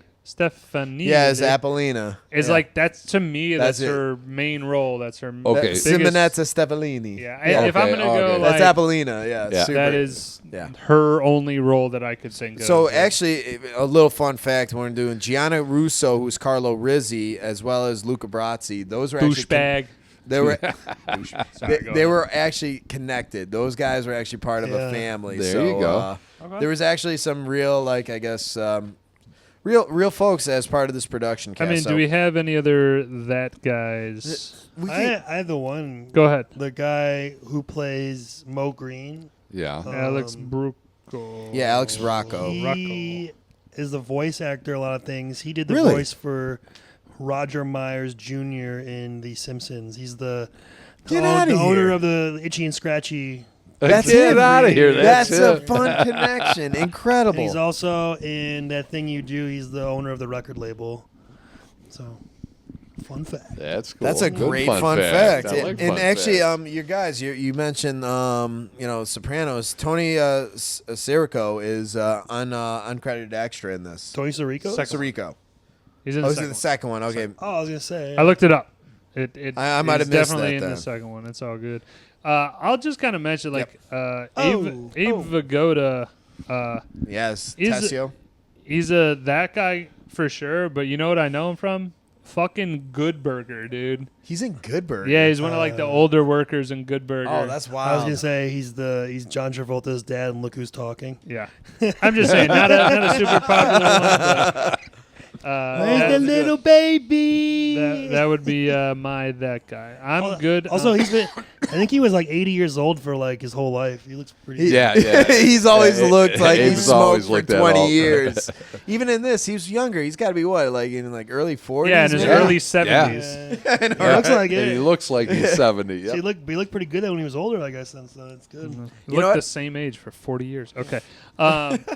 So I think we just go. I got a couple of quotes here to Yeah, just let's run through some quotes. run them through. I mean, Any again, fun like one-line quotes, and we'll get to another table. there. Right. I just mentioned that like Godfather, the Godfather, sorry, has a lot of stuff of like you said top 20 movies of all time or top quote of all time. Like I'm gonna make him an offer he can't refuse. Refuse. Exactly. You know, that type of shit is like always up there. I got to mention it because it's just the again, it's one of the either most his brain or iconic. his signature on this It's great. paper. I mean, great. I love Clemenza. Go take a walk around the neighborhood. Do your job. This guy's just hanging out at the wedding. Yeah. What do you Yeah, got? Somebody yeah. else? I Anything? like Sonny's. He's like, I don't want my brother to be in there standing with his dick in his hand. You know, basically making Yeah. sure. Yeah, that you the make gun- sure somebody does good a good plants job, it. yeah. Yeah. Ryan, what you got? In Sicily, women are more dangerous than shotguns. There's a couple of Italian phrases. Paulie, I think, is talking. He's like, "Oh man, 32 G's in that bag. Oh man, if I wasn't such a," or it's something along the lines of like, "Oh man, if I didn't know whose wedding this was, sweet to not." I like the Italian phrases. There's also bafangu. Yeah. There's some I good like ones. the one from Michael. I know I know you're not innocent, so don't insult my intelligence by saying by giving me this story. Right, That right. whole like, dude, I was even sitting back in my chair. I'm like, shit, dude. Like even I'm nervous. I mean, the scene to me that makes me like put Marlon Brando in a different stratosphere of actors, when he's getting mad at in the first like scene, he's getting mad at the Undertaker. He's like, "What do I do?" He's like, "You can act like a man." Oh, Yeah, Johnny yeah. Fontaine. He slaps him Yeah. in the Oh, face. Johnny- I'm sorry, it is Johnny The Fontaine. singer, Yeah. yeah. And you know what? Johnny, the actor who played Johnny Fontaine, Al Martino. they hated him. He was a horrible actor. And there was actually improv, that whole slap, because he's like, I got to get some real reaction out of this guy or something, because he was very just cut dry. Like, Wow. So that whole scene where he comes, gets Yep. in his face, that was all improv. That wasn't part of the script, but he was like, I got to get something out of this guy. He's a wet rag. Well, I you mean, know? Al Martino was a singer. He was an actual singer, but he wasn't a of good the time. actor. Good He'd be a actor, great right. singer, but a shit actor. Yeah, I mean, I think a lot of the guys in that era. And I Luca, mean, maybe a little bit before that era were also entertainers in Vegas or had shows on cable. And, stuff and like Luca that. Brasi, actually, in this one too, he's an actual mobster, but his nervousness in those films, that was him being nervous. He was actually like, nervous that he was around all these stars. So his like, trying to prepare for his conversation with the Godfather, that was him like just being him. And they kind of, Yeah. they were like, hey, you know what? Let's film this. It'll be great. Yeah. I'll- I just flipped into Tight Lips Tony on The Simpsons. Yeah. I I ain't ain't seen saying nothing.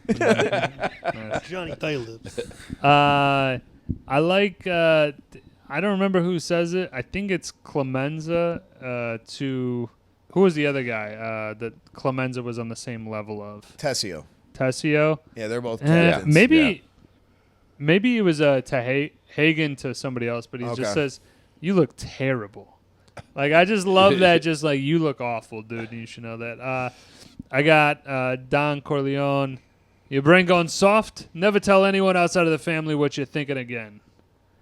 when Yeah. Sonny Or sleeps. Michael, you never go against the family. I don't care. I mean, obviously, this is one of my favorite. Luca Brasi sleeps with the fishes. Yeah, Uh, a classic. yeah. Hey, why don't you think while you're driving? I want to get to New York sometime this month. That's Clemenza for sure. Yeah, Clemenza. I Clemenza. love the actor of Clemenza. I thought he did an incredible job. Oh, sure. I think he's I wouldn't say he stole the show, but if you like, we'll talk real quick of after your quotes, supporting actors that really just kind of stood out. So go ahead. I got two more. Yep. Try the veal. Try the Fucking absolutely great. And then I didn't mean that. And again, these are just quick lines that I should really pinpoint the scene, but in general, it's just like this movie has a nice element, a nice balance of comedy in it, and that's what I obviously am geared a little bit more towards. I'm good on quotes. What Anyone are you trying else? to? what's I kind of want to go to maybe someone who supporting actor that did a real good job. Let's just talk maybe one. Mine was I think Clemenza. That was my favorite actor outside of Marlon Brando. Like I would keep Marlon Brando and Al Pacino off this list. So who do you think? Wait, you and don't Sonny? like Clemenza, or you? No, do I'm saying like Clemenza does an incredible Oh, role sure. for. Oh God, yeah, he was. But great. I'm saying for anyone outside of I guess the main two or three, who does a great supporting role or offer that kind of just blows you out of the water. I'm gonna go Sonny.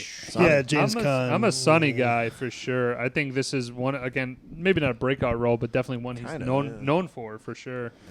Yeah, James Caan kicks ass. He's really good as the Salvatore. hothead brother. Every time he was on You screen, believe it. You believe it he's absolutely. very good. I don't really. I guess the one thing I would say he doesn't really look like Al Pacino or anybody of the brother. Sure. Like I don't really. I feel like I could see John Cassell and Al Pacino being brothers Okay. more than James Caan and him being I brothers. can see that. right. but- That's why originally I thought I had heard the Adopted, thing. you thought it yeah, I misheard who it was.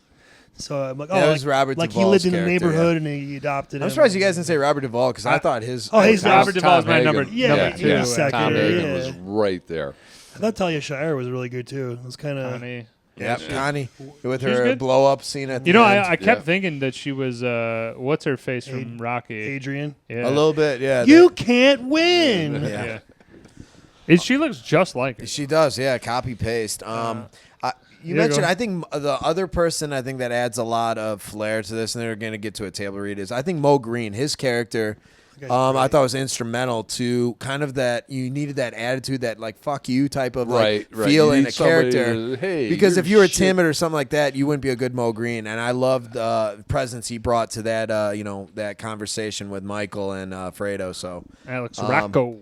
we're going to go into a table read number 2. We got one more after this, but this is where we're doing where Michael comes in. I think Al Pacino, but Michael comes in to try to buy out Mo Green and his share in the casino. So that's table read number 2. I need someone's script. There you are. And we got Michael is...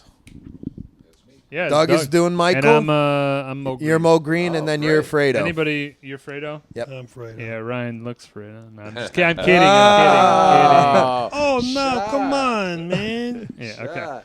All right. You got a great Mike, Mo Green voice over there. Michael, Yeah, he's got Michael perfect starts, Mo I Green. know. Michael I know. starts it out. You got it. All right. Table read 2. My credit good enough to buy you out? Buy me out? The hotel, the casino, the Corleone family wants to buy you out. The Corleone family wants to buy me out. No, I buy you out. You don't buy me out. Your casino loses money. Maybe we can do better. You think I'm skimming off the top, Mike? You're unlucky. You goddamn guineas, you really make me laugh. I do you a favor and take Freddie in when you're having a bad time, and now you're going to try and push me out? You took Freddie in because the Corleone family bankrolled your casino. And the Molinari family on the coast guaranteed his safety. Now we're talking business. Let's talk business. Yeah, let's talk business. Mike, first of all, you're all done. The Corleone family don't even have that kind of muscle anymore. The Godfather's sick, right? You're getting chased out of New York by Barzini and the other families. What do you think is going on here? You think you can come to my hotel and take over? I talked to Barzini. I can make a deal with him and still keep my hotel. Is that why you slapped my brother around in public? Oh, no, that was nothing, Mike. Mo didn't mean nothing by that. Yeah, sure, he flies up the hand every once in a while, but me and him, we're good friends, right, Mo? I got a business to run. I got to kick asses sometimes to make it fun, to make it run, right? We had a little argument, Freddie and me, so I had to straighten him out. You straightened my brother out. He was banging cocktail waitresses 2 at a time. Players couldn't get a drink at the table. What's the matter with you? I leave for New York tomorrow. Think about a price. Son of a bitch. Do you know who I am? I'm Mo Green. I made my bones where you going out with cheerleaders. Wait a minute. Mo, I got an idea. Tom, you're a consigliere, and you can talk to the Don. You can explain. Now hold it right there. The Don is semi-retired and Mike's in charge of the family business now. If you have anything to say it to Michael. Mike, you not come to Las Vegas and talk to a man like Mo Green like that. Fredo, you're my older brother, and I love you. But don't ever take sides with anyone against the family again. Ever.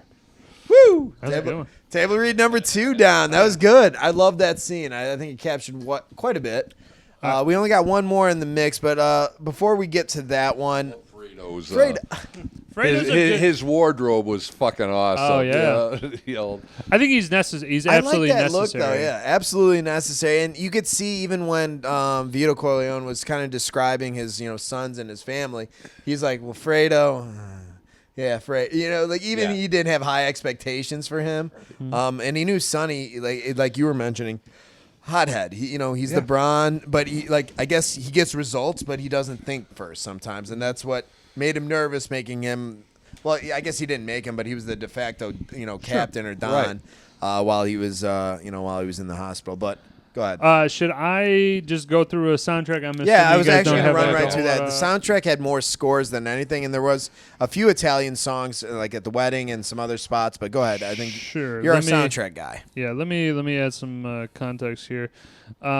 So I'm gonna grab this guy's name. Michael, that's good. I tried. But it was a Nino. Yeah, he had Mo down. Let me Hey, just Mo. do this. I'm Mo Green. I was getting my bones for you. So I think his name is Nino, and I'm gonna get it for sure. No, this is the the soundtrack. this is who is in charge of the score and all of the most classic scenes. The Halls of Fear is what it's called, as well as the main Godfather theme. That whole yeah, right. Yeah, exactly. That score. So I mean that's done by this guy Nino, which main title, and then also again the Corleone Waltz is also like. All of these tracks are like different technically, but it all is like basically the same theme, so you can kind of interchange. I just like the title of Halls of Fear is like holy fuck, that's pretty sick. That's a hell of a name. When you get you have a singer in it, like Al Martino is a professional singer, he is. so he sings Johnny Fontaine. I Have But One Heart, and I mean it's just again that's kind of the style of the time, but I enjoy that song very much. Che La Luna, which is what the Mama Corleone is singing at the wedding, is just such a everybody knows it. Yeah, everyone knows it. It's like a known song, and when somebody does it, I think it's we're all on great. board. It's a festive song. Excellent. And then the Hollywood over. Excuse me, the shots over it was Manhattan Serenade by Tommy Dorsey. It just gives you that old Hollywood feel. It's fucking I do like that. Right. It's fucking fantastic. It goes well with the shots. And then I also just wanted to mention, excuse me, yeah,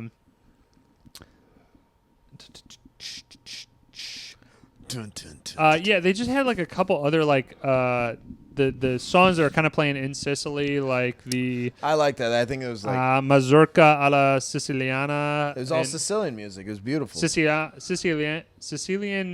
Pastorale. I mean, these are all songs that you hear kind of in the Italy portion of the film, and I'm just like, these are just such great. I mean, I got a background. My family's a lot like music, to deal with music and stuff. My dad was a band director for a number of years. So is my brother. So it's like these type of more classical stylings are always what I kind of glom onto on movies, as long as they're done right. Like in this context, the soundtrack goes very well with with the scenes, and that's why it works extremely well.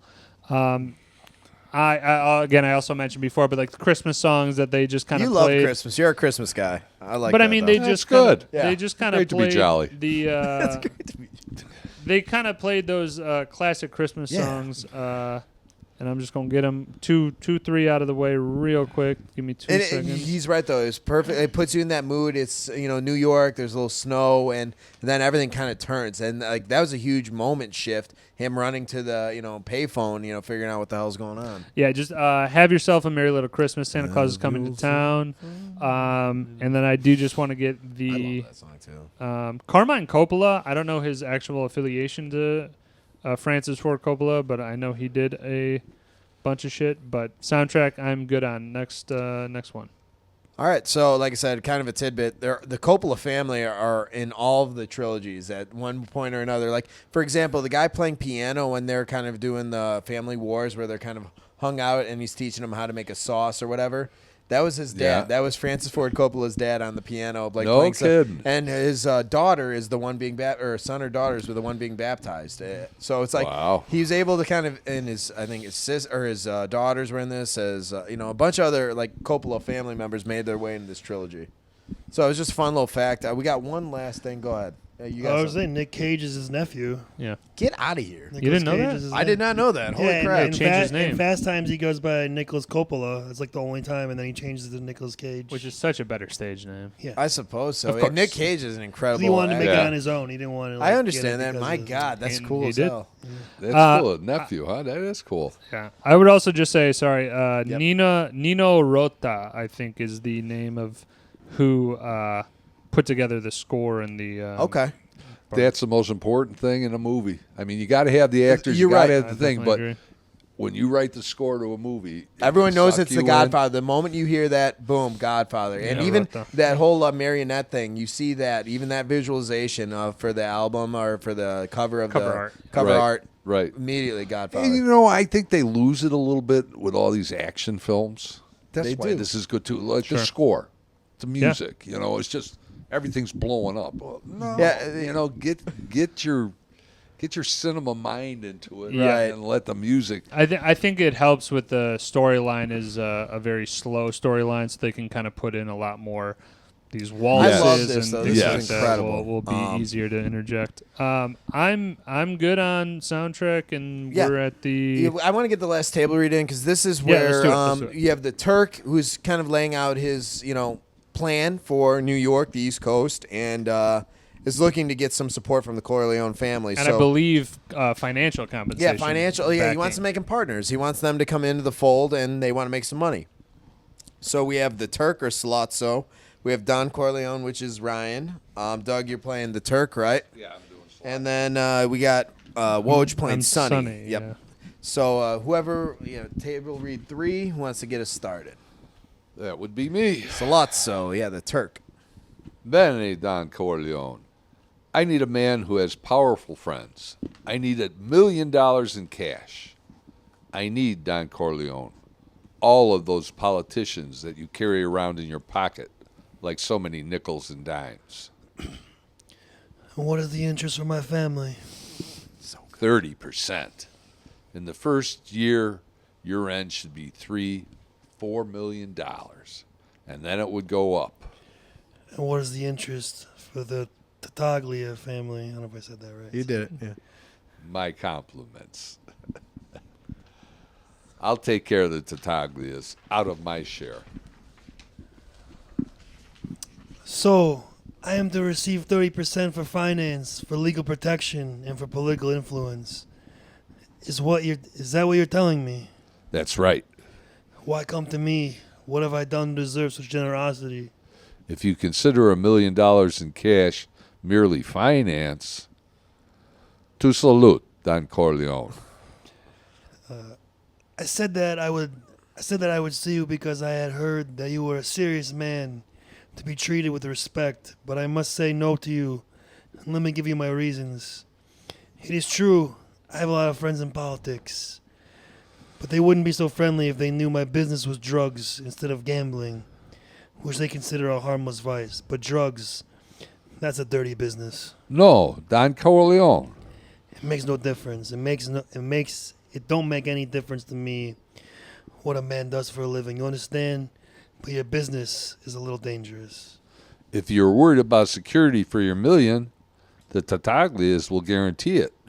Whoa, now you're telling me that the Taglias guarantee our investment without... Wait a minute. I have a sentimental weakness for my children.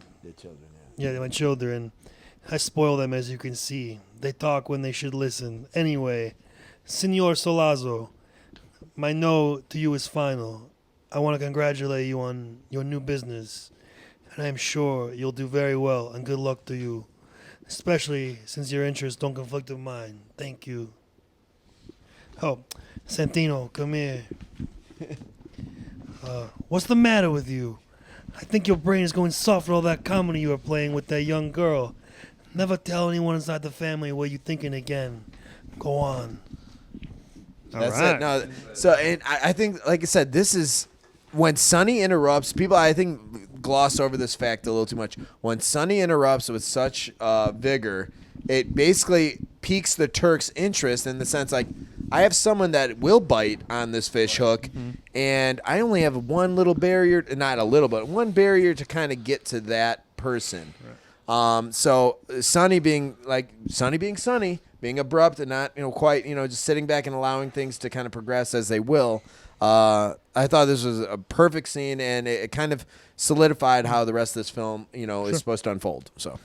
You want to get into Switcheroo? Yeah, so we have a segment here, Dad. Switcheroo, what's the other names that we give? Like spinoffs or prequels, sequels? Two different things. Switcheroo is like Let if you him could describe it. interject another movie or kind of Actually, person. crossover. Like a crossover that could have this being... Well, it started off as you renamed it. I'm just saying. It was the Switcheroo for two. We can do whatever. crossover. Well, Just something else that you want to see input into the movie. Maybe it's another film or character So from a film. what could possibly be Okay. another film that if it was filming during the same time as Godfather, you might have seen a character from X film in like a background or maybe a similar situation. Like in, Like it for connects. example, like in Predator 2, you see the alien xenomorph skull in the ship.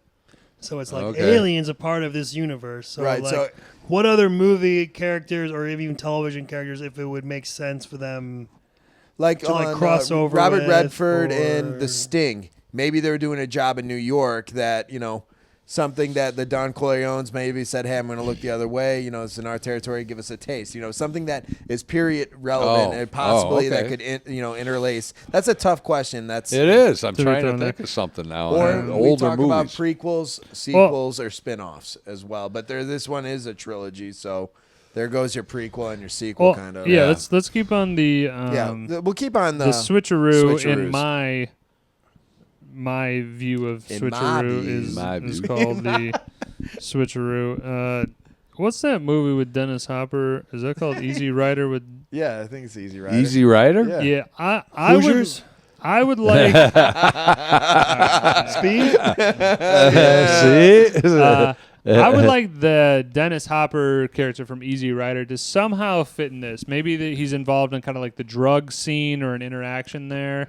I could see that kind of just being interchanged. Now, granted, this movie is super long, so it obviously would kind of counteract one of the other scenes.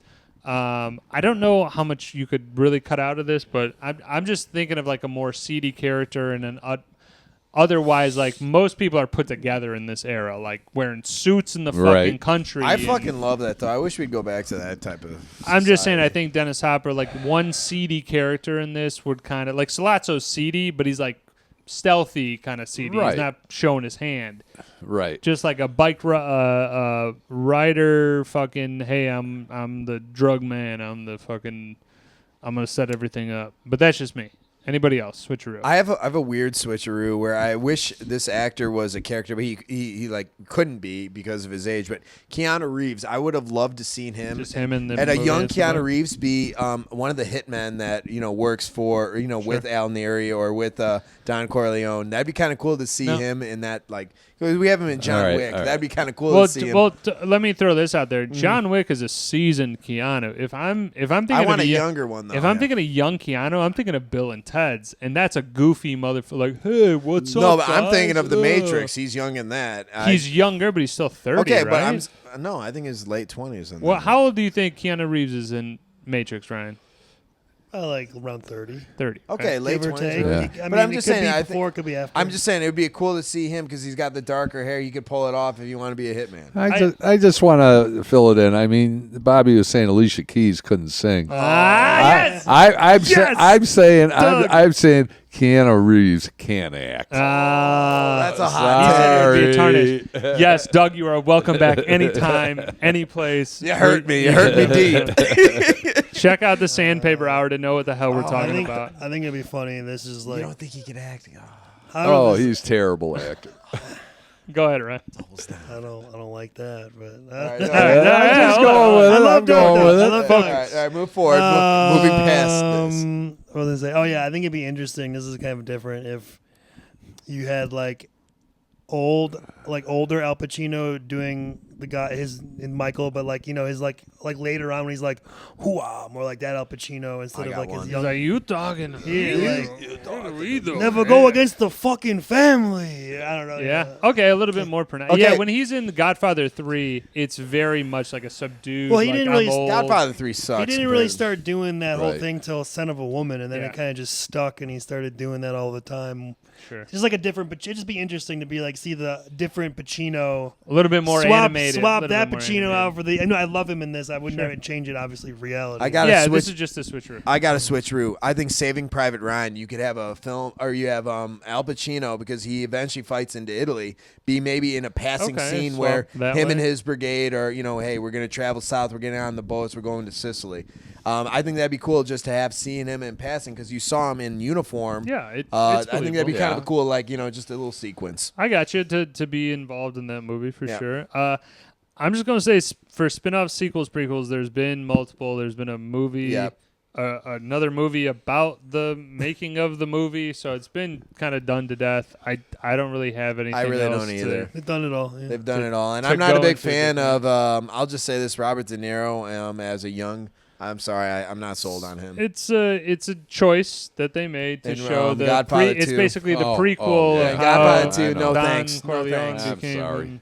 The only part of the sequels that I really enjoyed was when he went back to Italy with his son and he's singing Yeah. opera or something. Right. Sure. And they're going to the Vatican and getting their money from the Vatican. Yeah, they're getting paid. I mean, it was great. It just like showed you power and what happens. Yeah, I think it's just general consensus that the Godfather that's the Oh, yeah. one. It was crowning incredible. jewel, and pretty much you don't need to see the second. You could see the second one maybe, but the third one absolutely not. Right. It's Real gonna quick ruin it. factoid: over 45 minutes of James Caan, I guess monologue or dialogue was cut from this, and there's a ton of other deleted scenes I've shared with Ryan and a bunch of others where I thought that they should have included. Granted, this is just shy of 3 hours, and if they included some of those scenes, we're talking about maybe 3.5, if not closing on You would 4. have to cut out other scenes, and You would, and I'm not willing to do this, but there was one scene that I thought was very powerful. Was he's like, what we're doing, it's we're showing weakness, and Don Corleone Vito was like, yeah, it is a sign of weakness. Like he confronts Michael and is like, yeah, we're in a bad spot, but we're biding our time so we could figure out what we could do that could solidify our family or re-solidify our family. So Michael and his consigliere Vito were able to navigate, I think, treacherous waters, obviously, and found a way to come out on top, which I think Tessio, who's a smart guy who's playing the odds, he didn't see that. No. And, so Clemenza with his loyalty, love it. But you saw Tessio, even when he's like, don't you trust my judgment? This is Don Corleone.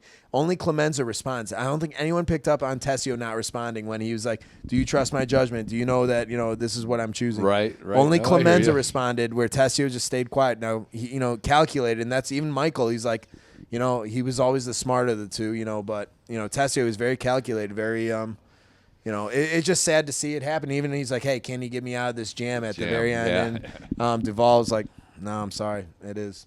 Yeah. and they Goodbye. walk him basically right to the car, and you know what's happening next. 7, 8 guys Yeah. surrounding him. He's old. He's a 90-year-old So- man in That was a that. great thing. Is there anything we can No, do? so to make after it- that scene, believe it or not, I did a little deeper research. What they were intending on doing is taking out Tessio, but his men as well that were setting up. So they were okay. gonna. That's why they were moving so heavy. Is they wanted to go over basically to confront Tessio's men who were going to move against Michael. Clean house. Well, that's the beauty of the movie too. Yeah. Like you were saying before, you had the innocent, Michael, who's all-American Michael, Yeah. and then all of a sudden, this dark, he morphs into Yeah, this that's a good character. lying, cold, calculated calculating killer. Yeah, Basically, loved it. And you see it. That's the best part. And Pacino Right. is so good at showing you that, like, hey, I once was a good boy. Yep. And now I'm going to kill everyone. No, but he kind of It's forced true. his hand, and I think Vito knew that he was the only son that, like, he didn't want this life for him, but he's like, he's the only one that could see through the forest, and like right. really learn to do this right. Let's get into them Yeah. picking nits. Picky Nits, let's run into it. There's a little bit of time, yeah. Yeah, I mean, I think it's definitely the part that you're talking about like Vito choosing him. It's kind of process of elimination. It if really I'm being was. He didn't honest. trust Fredo, I mean, and you Sonny can died. you can trust Fredo to fucking peel a fucking apple, grill dude. some cheese, yeah. Yeah, I mean, so between Sonny getting gunned down, which he wasn't even very excited about anyway, it falls to Michael. But like, what's the other option? Disband the Well, operation no, or Clemenza Right. possibly could like. You wouldn't trust Clemenza. No, No, but And I'm maybe just saying. it's the family. Yeah, it's the No, family. I get that. It's a blood. I get that. I'm just saying that, there were options, but he's like, no, I got Michael. Michael, like he didn't want it, but he's like, he's the best guy for the job.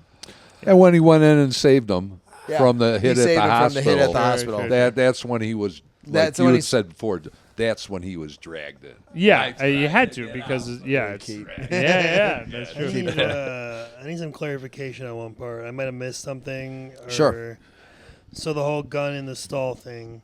I believe the scene before, they were like, okay, this is how we're going to do it, right? Clemenza was Right. walking And him through it. Yeah. But then I thought, wasn't there a line where he said, we don't know what restaurant it is yet? They haven't told us or something? Right. Okay, so right. when Sonny gets the call, that's his informant knowing where the restaurant is going to be, And where it's the meetup is going McCluskey's to be. area because this cunt of a cop, Well, just- I thought because they were following him and then the U-turn on the bridge. they wanted to just throw him off in case they were being tailed. I'm 'cause talking about the scene prior to Yep. in the house, yeah, in Sonny's Sonny's house. house. Right. Yeah. They're all around it. They- Sonny goes to they take the confirm phone it. call. Yeah. The phone call is Boom. his informant going, hey, we know where the place is. Hey, get your best guy. Then he goes to Clemenza, get And- your best guy and make sure it's good. I thought he Hurry. said he didn't know where it was. No. They did They know did initially, initially. but Right. then that phone They call found out, yeah. finds it out, and then they're doing the maneuvers on the bridge because they think they're getting followed. Yeah, They're No, getting I set up. understood that part, so that's why I was confused. Like, if they shook the tail and they didn't know where the restaurant was, how did they get the gun in the bathroom was my No, question. so yeah, his informant got it. His informant got His it. Yep. informant's got it. I'm gonna go with why does Michael is introducing his girlfriend to like, hey, I'm in the like basically he says that at the Are wedding. you like, talking this- about Sicily or No, at the wedding. Oh, at he's the like, wedding, his dad. So okay, his this is what my father does. Is he's like give in me the an offer mob, I can't connected, refuse, and all yeah. this shit. Right. Why don't you do that shit in private? Like not at the wedding. What if she had a freak on? Like I can't do this. Like you making a scene at a. Just do it in private and. Was it a little bit of his like being young and just trying to flex a little bit? Just kind of being arrogant I a would little think bit. he would have told her beforehand, like, hey, we're going to the mafia wedding, so here's how it goes. Be like, hey, Yeah. this is what my family does before don't you look get at involved. Uncle Remo. whatever the wrong No, but way. I think she had to understand Johnny that two times. his Get him on. dad obviously wasn't Mr. 100% business like on the up and up. So I mean, maybe, I don't want to play off like she was totally like, oh, I'm She unaware. wasn't innocent. She wasn't knew innocent, what but was she at the same time maybe she didn't understand the depth of what the story goes. And then let me just double down on, Go ahead. on Run it. Diane Keaton and Faye. Kay, sorry, is Yep. the name of the character. If we were going to do recasting in 72, right, I don't even know who would be out there. Doug, I guess you'd be. Who do you I recast just as the don't- blonde? I just don't think her acting was super believable. I agree with you. Yeah. They could have found somebody, but I can't think of 72. Sure, back it's then. that's the tough part is to try and fit the age. Was like Right. I Dream Of of, a person Jeannie, like within that there. blonde maybe. I don't know. I mean that Oh, was Barbara Eden. 60s, yeah. Yeah, she was gorgeous, but Yeah. Yeah, you wanted somebody just sort of plain Jane, almost like A really, really young Meryl Streep. She'd be. she'd be but really but the young, other yeah. part with the K character in general is Yeah. like Michael comes back. He's like, I've been gone in Italy for a year. Let's get married. And she's like, okay. Yeah, Right, yeah. Like, what are we doing here? yeah, Like, yeah. I get infatuation, but over a year you don't hear from this guy? Right, right. And he was She already says, engaged okay. and about to be married to someone Right. else. This might be a hot take, Yeah. but I think the whole Italy part could be Don't. trimmed down a little, at least. Like, I get he has to go away because he killed the cop. Right. He and made the Right. a guy. lot of ripples. So that makes yeah. sense, but then I don't know if I really need the whole Apollonia plot line and Well, it's an arranged marriage. The- He goes, I'm the- going to marry your Y- daughter, yeah, and yeah. that's how it the is. the blowing up of the car scene was awesome. Hell yeah. Fabrizio Yeah, you setting could- him up. Yeah. Yeah. But I don't know, when they're in Italy, I'm kind of like, I want to go back to sunny New York and the family war, and Right. I'm more into that part than the Italy part. I think if they could have That's flipped, that's fair. they could have flip-flopped back and not just Like done I a said, they could have full added stretch. an hour to this film, and I would have been fine with it. I really would have. And then I been. think if you wanted to, you can maybe cut a little out of the wedding. It's 27 minutes. I mean, I You don't mind counted it. You But counted it. I know, right, dude? What Well, the because hell? I was like, damn, they're still in this wedding. I thought maybe it was going to be for like even longer, honestly. I was like, But like I said, there was an introduction of a few folks. You saw some personalities from some of the key players. oh, yeah. So, all right.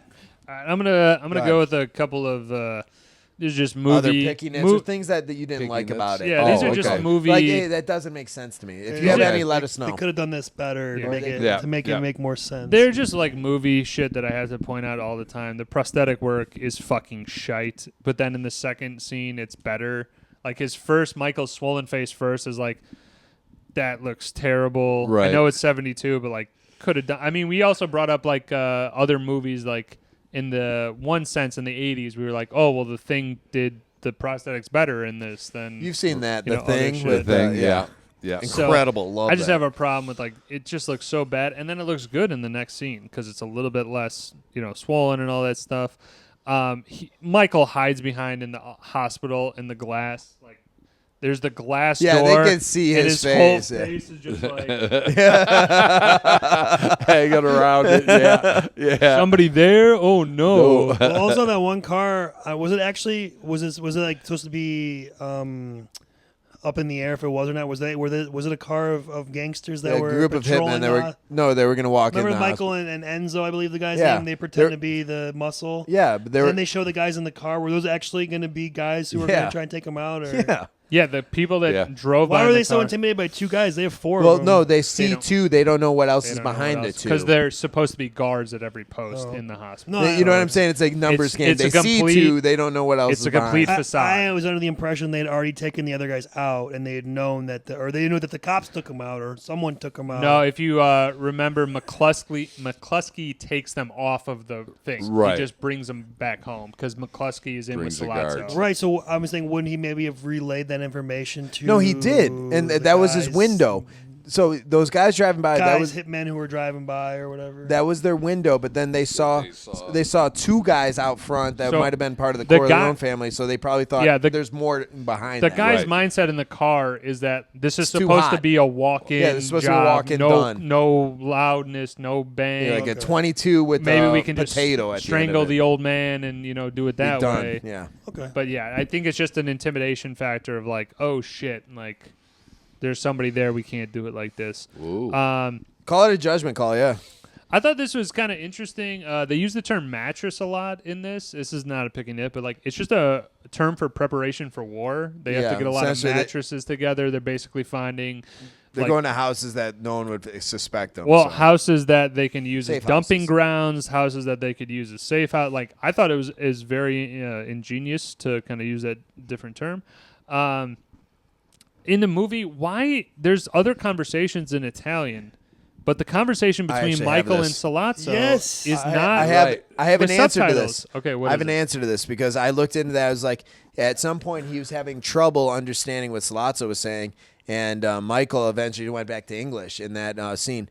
The reason is Sicilian and Italian are different dialects, and there's a little bit of it's not apples to apples. And Salazzo being a Turk, you know, he was further, I Right. guess, north, and like call it a bunch of different dialects, different, you know, and he was just, you know, he was an American speaking or an English speaking person first, and he knew Italian, but he didn't, or Sicilian, he didn't know enough to connect the dots eventually, and he's like, Right. we're going back to English. If I may, I You think may. what Woj is saying though is why is us as the audience not getting the subtitles that we previously got before when they were You're right. speaking Italian? Right. You're right. That was a little bit confusing. Whether it's different dialects, just show me what the fuck We he's should know saying. what they're Yeah. saying. I had to look it up to see. but I he mean, basically said your father was business. It wasn't supposed to be. right, but that's Right. like that's to me that's crucial Yes. exposition into It the is. story, because then the next scene is Michael going like, well, now I'm going to kill you, and you have no idea that this is coming. Well, he It's didn't like, vocalize it, but I thought I was confused too when I had it on my tablet. I'm like, why are the subtitles on? They And stopped, I went yeah. to the option and I put them on. I'm like, they're not working. they're still no. not working. Just I for that understand. one scene. It's But just, maybe that creates a little bit of like, you know. Great pickup. I never noticed. No, that. but You I know, think was that so creates a into little it. bit of a conversation because they're like, oh shit, what did they? You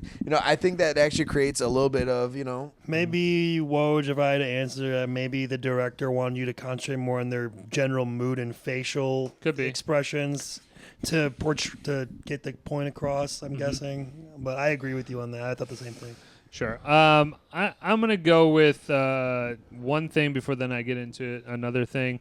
One thing and then the other. Well, thing. okay, this is a real picky nit about Francis Ford Coppola's widely like in that general stratosphere of directors that are just regarded 250 million. Right. or 9 regarded million, as yeah. the best. I mean, the fight between Sonny and Carlo is fucking horrendously shot. I mean, the punches are like this far Yeah, away I from the face, understand. and he's like barely kicking him and doing this. I'm like, dude, for a director like this, and the rest of the movie is so well done. right. It's like this one scene, and like, It's kind where of you- a wide shot too. Like Yeah. far Yeah. away. Yep. and then in one scene you have the fire hydrant, hydrant. kind of like water, kind of blocking the view. I can get that it's artistic, but like when you see the shot of Sonny trying to punch a guy from a side view, I mean, it's just like, wait, Yeah. you're I have, not a even little close. I have a little narrative on this. So in a previous take, James Caan was actually a little too aggressive and ended up, you know, I did hear this. Yes. swatting Carlo, like, and he actually, I think, he broke 2 of his ribs or bruised or fractured 2 of his ribs on one of the kicks, and like. It actually caught him, I think, on the jaw in a fake punch, and that's why we're seeing a little bit of a dialed back version, I think, in the actual take. But yeah, this guy had to go take a few weeks to get off. Sure, of I this. just keep those takes in the film. You'd then. Yeah, rather see yeah. that. I'd keep The guy that like in it. wincing. Oh shit! What do you say, Ryan? I was just say if you compare it to like Goodfellas, like the Billy Bat's beatdown in the bar, where it's like they're showing the POV of Robert De Niro's shoe in the camera, you know, or his face like looking up, like Yeah. they're going the opposite, where they're really in there with it, and as opposed to that one. where You it's know what kind I'm of, talking like, about? That Yeah. Wider he's and kicking the farther. shit. Yep. farther I mean, again, away. you Taking can the shit make out a of it. fight Bats. scene look realistic Billy without Bats. Yeah. actually killing Get the person. bats. Yeah. I'll just mention just again a couple more because I got a bigger thing to mention. Yeah, finish there, up though. We got No, I'm gonna take my time. It's a Godfather. take my time on the pickiness. The Don puts toxic chemical spray for the plants just right on the table with all Yeah, I the saw fruits that. that he's I thought handing that to his too. grandson. Like, here you go, Sonny. And After he died, I'm like, he definitely got poisoned now. If he wasn't dead, he's dead now. He sprayed him with that the, was I thought that was just a water like pump. No, or- that's it was a like, fogger. It was like insecticide or something. Oh well, yeah, it was all over him. for the so- plants, and he just puts it right Yeah, on it the was the table. 50s. You guys thought smoking was fine too. Yeah, so. that's Like, right. oh, he just touched the Hey, insecticide, and then he put I live in orange in his a mouth. town now where they still come around with the mosquito fogger, Yeah. and I love it. Damn. No Poison the mosquitoes, shit out of poison the this. shit out of them. I'm used to this crap. I grew up He with has a it. cigarette within the small fog. All right. Oh my God. Summertime smells. So the plot of this movie is fucking phenomenal because, like, if you really like break it down, which people obviously have, There's 3 50 chapters years. to this. I think. Go ahead. What I'm meaning is that the plan of Salazzo of why, like, I'm going to take you out, and then the moves that he takes to do that, and then the rebuttal from the Corleone family when Michael has it, like, all those plans are like so well thought out, and you see them, and you're like, okay, now I understand why they took this guy out and this guy out and all this shit. I'm still at a kind of a question of like, Salazzo doesn't kill the Don. He fucked Why that up, are you not?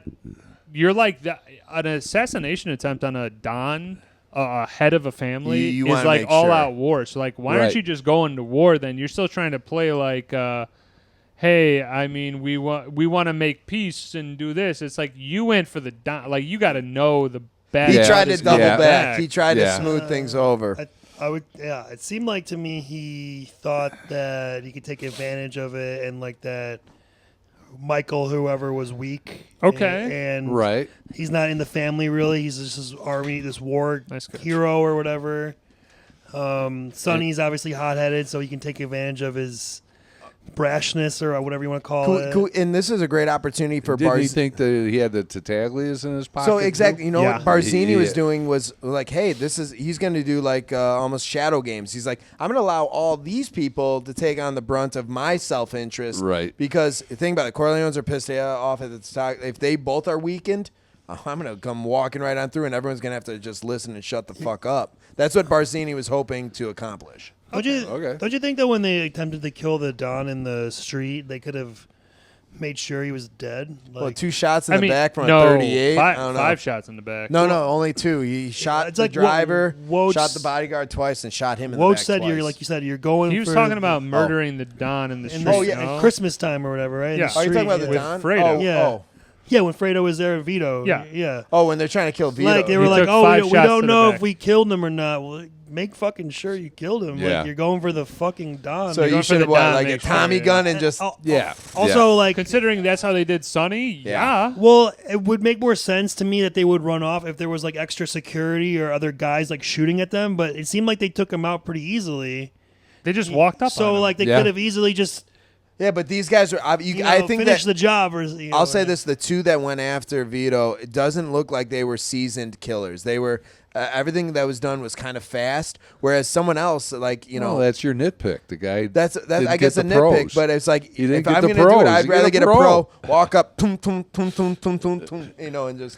I mean, yeah. If you're Salazzo, you're like, put the best guys on this. Right, Don't put right. fucking rookies. But yeah, I think was it Fabrizi or could just be maybe more of a Yeah. of a reason, God, I a keep narrative written in where they Yeah. had to leave in a hurry. Barzini. They Yeah, couldn't sorry. get the job done. Like they had to like, Yeah, okay, well it's something good. else. It's good enough. good enough? We yeah. think we got him. Like the cops are coming, or more backup, or They had a contingency plan even with You the know, cops. 'cause something they- like yeah. that. Something else would help. like to sometimes do happens in that. Sopranos, where it's like, oh, did you get Joey Peeps? Yeah. Oh yeah, I Joey thought we Peeps. did, but then there was like other guys coming after him, so they had to flee or something, Right. Yeah. or whatever. And then my last and final point, which I believe that everybody will agree on, you should have taken Fredo out back and shot him long ago. Oh, totally, totally. Jesus Christ, man. Like I mean, I get it. I get that the Don He's is family, all about though. family and all this stuff, but like the business acumen or doing anything, couldn't like boil an at least egg, Michael, like initially was not like a hey, I'm a brilliant mind, I'm gonna get into the mob. He was like, No, I'm a he- war hero, I'm doing Yeah. something. And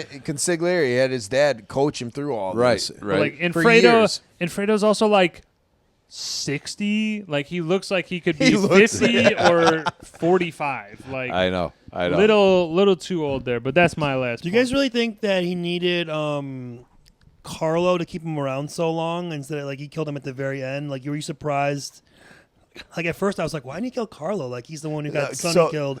But then eventually, obviously, it gets resolved. But I was curious. Do you think like it was worth it that he needed him in the pivotal role to carry out the other things, or like? I actually have a narrative on this one. Doug, This is your my thoughts? first Yeah, time- no, first time I think he watching was it, so- using him as a mole. He Thank knew. you. Okay. He knew, this guy was. No, but I think what I read was Vito said we need to we understand that he's probably involved and implicated on Sonny's demise, right? They knew that, but he's like, it's best that we, like I said, we bide our time, just keep him off of anyone else's radar to try to start some shit, because if they did something to him right away, obviously that's Connie's husband, regardless of the situation. Right. It creates problems, but he's like, I want, and then when they did the full sweep, yeah, guess what? All of our Guess what? problems that might have come up because of us going after Carlo being reactive, he's like, So no, they now were we're good. using him to flush out the greater good Exactly. or bad, great Yeah. or bad, so to speak. They were biding their time, but they were trying to back their way into, okay, who's involved and how can I eliminate 'Cause A, B, C, D, E all at once? Because obviously you can't trust him really. Because No. he betrayed you. But you want to, like, I guess, coax him just to feel safe. Long enough. So Yeah, like you feel think safe. that since he gave him a power position that would make him confident and that he would be more trusting. Exactly. More Michael trusting and- until they wanted to make their final Okay. move. Yeah.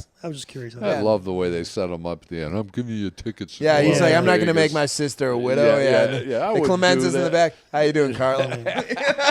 Well, that's like Goodbye. I was gonna say, that's like- I know. that's like, That's why I love them. mafia movie and show rule number one. There's a guy in the back seat. You don't get in the get in. front You never seat get in the front. ever. You're done. You're gonna get a fucking ice pick in the head, or you're gonna get I love that, garroted, or something. It's not gonna end. You're getting shot. You're done. It's not You're gonna done. happen. Never for think you. you're going to outsmart the mob. So, yeah, this was 1972 Godfather. Let's put a bow on this guy. So what we're going to do is ask Doug and everyone else here whether you would rent it, a movie like this. Would you rent or stream it, own it, or skip it? So, Oh, Yeah, I think we if know I you. got to rent it, I'll rent it. but you know? if you had a chance, But would I'm you saying rather like own? your thing would be like this is a gotta have. You gotta Like, own I this would definitely one. want to have the physical media of this if I had the choice. Maybe you don't Like, is personally own is it, but like it's is that. it, is no, it worth? I- Is it worth yes, owning? yes, it Yeah. is. Okay. It is. And then you'd give a ranking with a 1 point decimal of 1 to 10, where you'd put this 10 being like this is the best movie ever, 1 being just Dog Piece shit. of Oh, shit. it's definitely a 9. It's a 9 Okay. up there with a 9.0 or 9 what? A 9. You A know? 9. It's All right, not flat good even. movies. It's a 9. 9. Solid. 9 out of 10. Ryan, That's what you good. got? You want to go to me? Okay. Yes, we got a bet riding on this. Okay. I think I graded it pretty high actually. Higher than I initially maybe like going into it. I was like, how am I gonna feel about watching this movie? It's a lot of hype surrounding it. It's the genre I love. Obviously, it gets compared with Goodfellas a lot, which is my favorite movie. Right. So I am going to give it an 8.9. Okay. All right. I would own it. I Own do it? actually own it. I have the whole trilogy on You s- DVD. Okay, well then start watching it. God Well, damn it. I just watched it. I know. Well, now you got to watch part Yeah. 2, but I part will. 2 is not going to do as well as part. Well, I heard part 2 is pretty good actually. It's good, but it's a different taste. So that's if I had to say, like, if you were going to ask me, like, why do I not like it as much as Goodfellas? Just really quick, I think that Goodfellas, for me, has more comedy in it, which I love. Sure. It's funnier. The characters are more vibrant and kind of come alive on screen. I think the pacing's better. And, Well, we're not reviewing Goodfellas. well, I'm just saying, again, but- I would just, if you're asking me the difference. right. No, I understand. And I think I loved obviously the soundtrack of Goodfellas. The music works really well in it, and Sure. some of the shots, the camera work, and other things. And this movie is a classic, and I like how it's different than Goodfellas, where it's more of like the old country and old Italy, and It's a period piece. Yeah. like less of like an everyday mobster, and more of like this family and the head of the family. And it's good though. I enjoyed it quite a bit. Woj. Oh yeah, this is an own. I do own it. It is, even though again I don't like the IMDb's or whatever, given that like the top 10 films of all time. I think it's quintessential to the mob genre, just as Goodfellas is. So I would probably put it at a 9.5.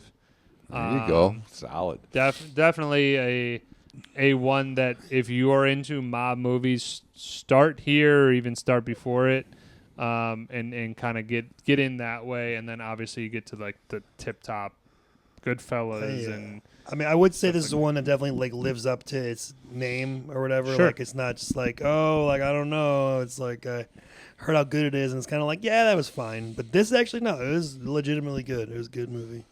For me, own this movie. Love Godfather. I like I said, I think the second one does well. Godfather 3. Yeah. This one I have a 9.8. This one hits really high on my ranking because I think there's so much of the storyline that is explored or left out on purpose that it makes you almost want to watch more, like watch it again and again to pick up on different things. This is a movie. Granted, it was 3 hours. I was saying this earlier. Put another hour in, I'd still be captivated. Like I said, I think it really owns it, and $250 million on a $9 million budget. I mean, there's the proof in the pudding. Yep. It was fantastic. That was Godfather. We definitely want to thank Doug Dougie for coming Fresh, on. yeah. Dougie Fresh, hell yeah. Again, welcome anytime with that comment about Bobby and Alicia. Yeah, I'm never gonna hear the end of it. So We got 100 coming up. We have the 100th episode coming up. Wow. We I know we've been Way to doing this go, for boys. a bit. Yeah. We are not going to tell you what movie we are going to do. It is going to be a surprise, and it will be chock full of just a bunch of different shit we've been planning. A lot of big things coming. Hope you tune in for it. Again, for Woj And Bobby. Ryan. and Doug over here. Yep. Thanks, guys. Yeah, thanks for Like, coming, subscribe, man. leave us a comment. We'd love to hear about Journeymen it. Lounge podcast will ride again. And also, fucking, we're going to see Kyle fucking play volleyball and I say shit. Yeah, we're seeing Kyle on his big I was tournament. going to mention the 100th won't be for There's going to be a week or so 2 weeks, gap. Yeah. couple weeks. Yeah, we're gonna coincide it with the start of the season. I So think like it 3 only weeks. makes Like sense. 3 weeks. About 2.5, 3 weeks, yeah. Because we won't film it for 2 weeks. Sure, but I'm just saying Yeah. in general. No, I'm just want to we're let the gonna- people know. you Let, know. let our fans know. We're Our not 113. We're not going off the air. Hey, we're getting some more fans. need We a- I don't- appreciate you. Let we your need friends a, know. we need a couple weeks of for the special Prep. episode. Yeah, we wanna do that's this all. right. I don't think if anybody didn't notice that we weren't posted for 2 weeks, they're not going, "Oh my god!" Yeah. they are." I hope someone does. I think they- I hope gotta- Adam is like us. We got to Fuck. keep 110 of our followers. You know, Yeah, we we're gotta up make- at 113 now. Yeah, we got a few Okay, more. well, all 113. Then we Whoa. gotta, Oh, hey, I'll Hey, take it. Cheerios sponsor us. we gotta let them know we will return. All right. Yeah, we will. ride We again. will be returning. Football season coming up. Fucking do it. Fantasy football, I love it. Any other sign-ups? No, we'll ride again. I love We that. can do whatever. The Journeymen Lounge, we will ride again, and I'm going to take 3 penis wine to the fucking ship. Bullshit. Oh.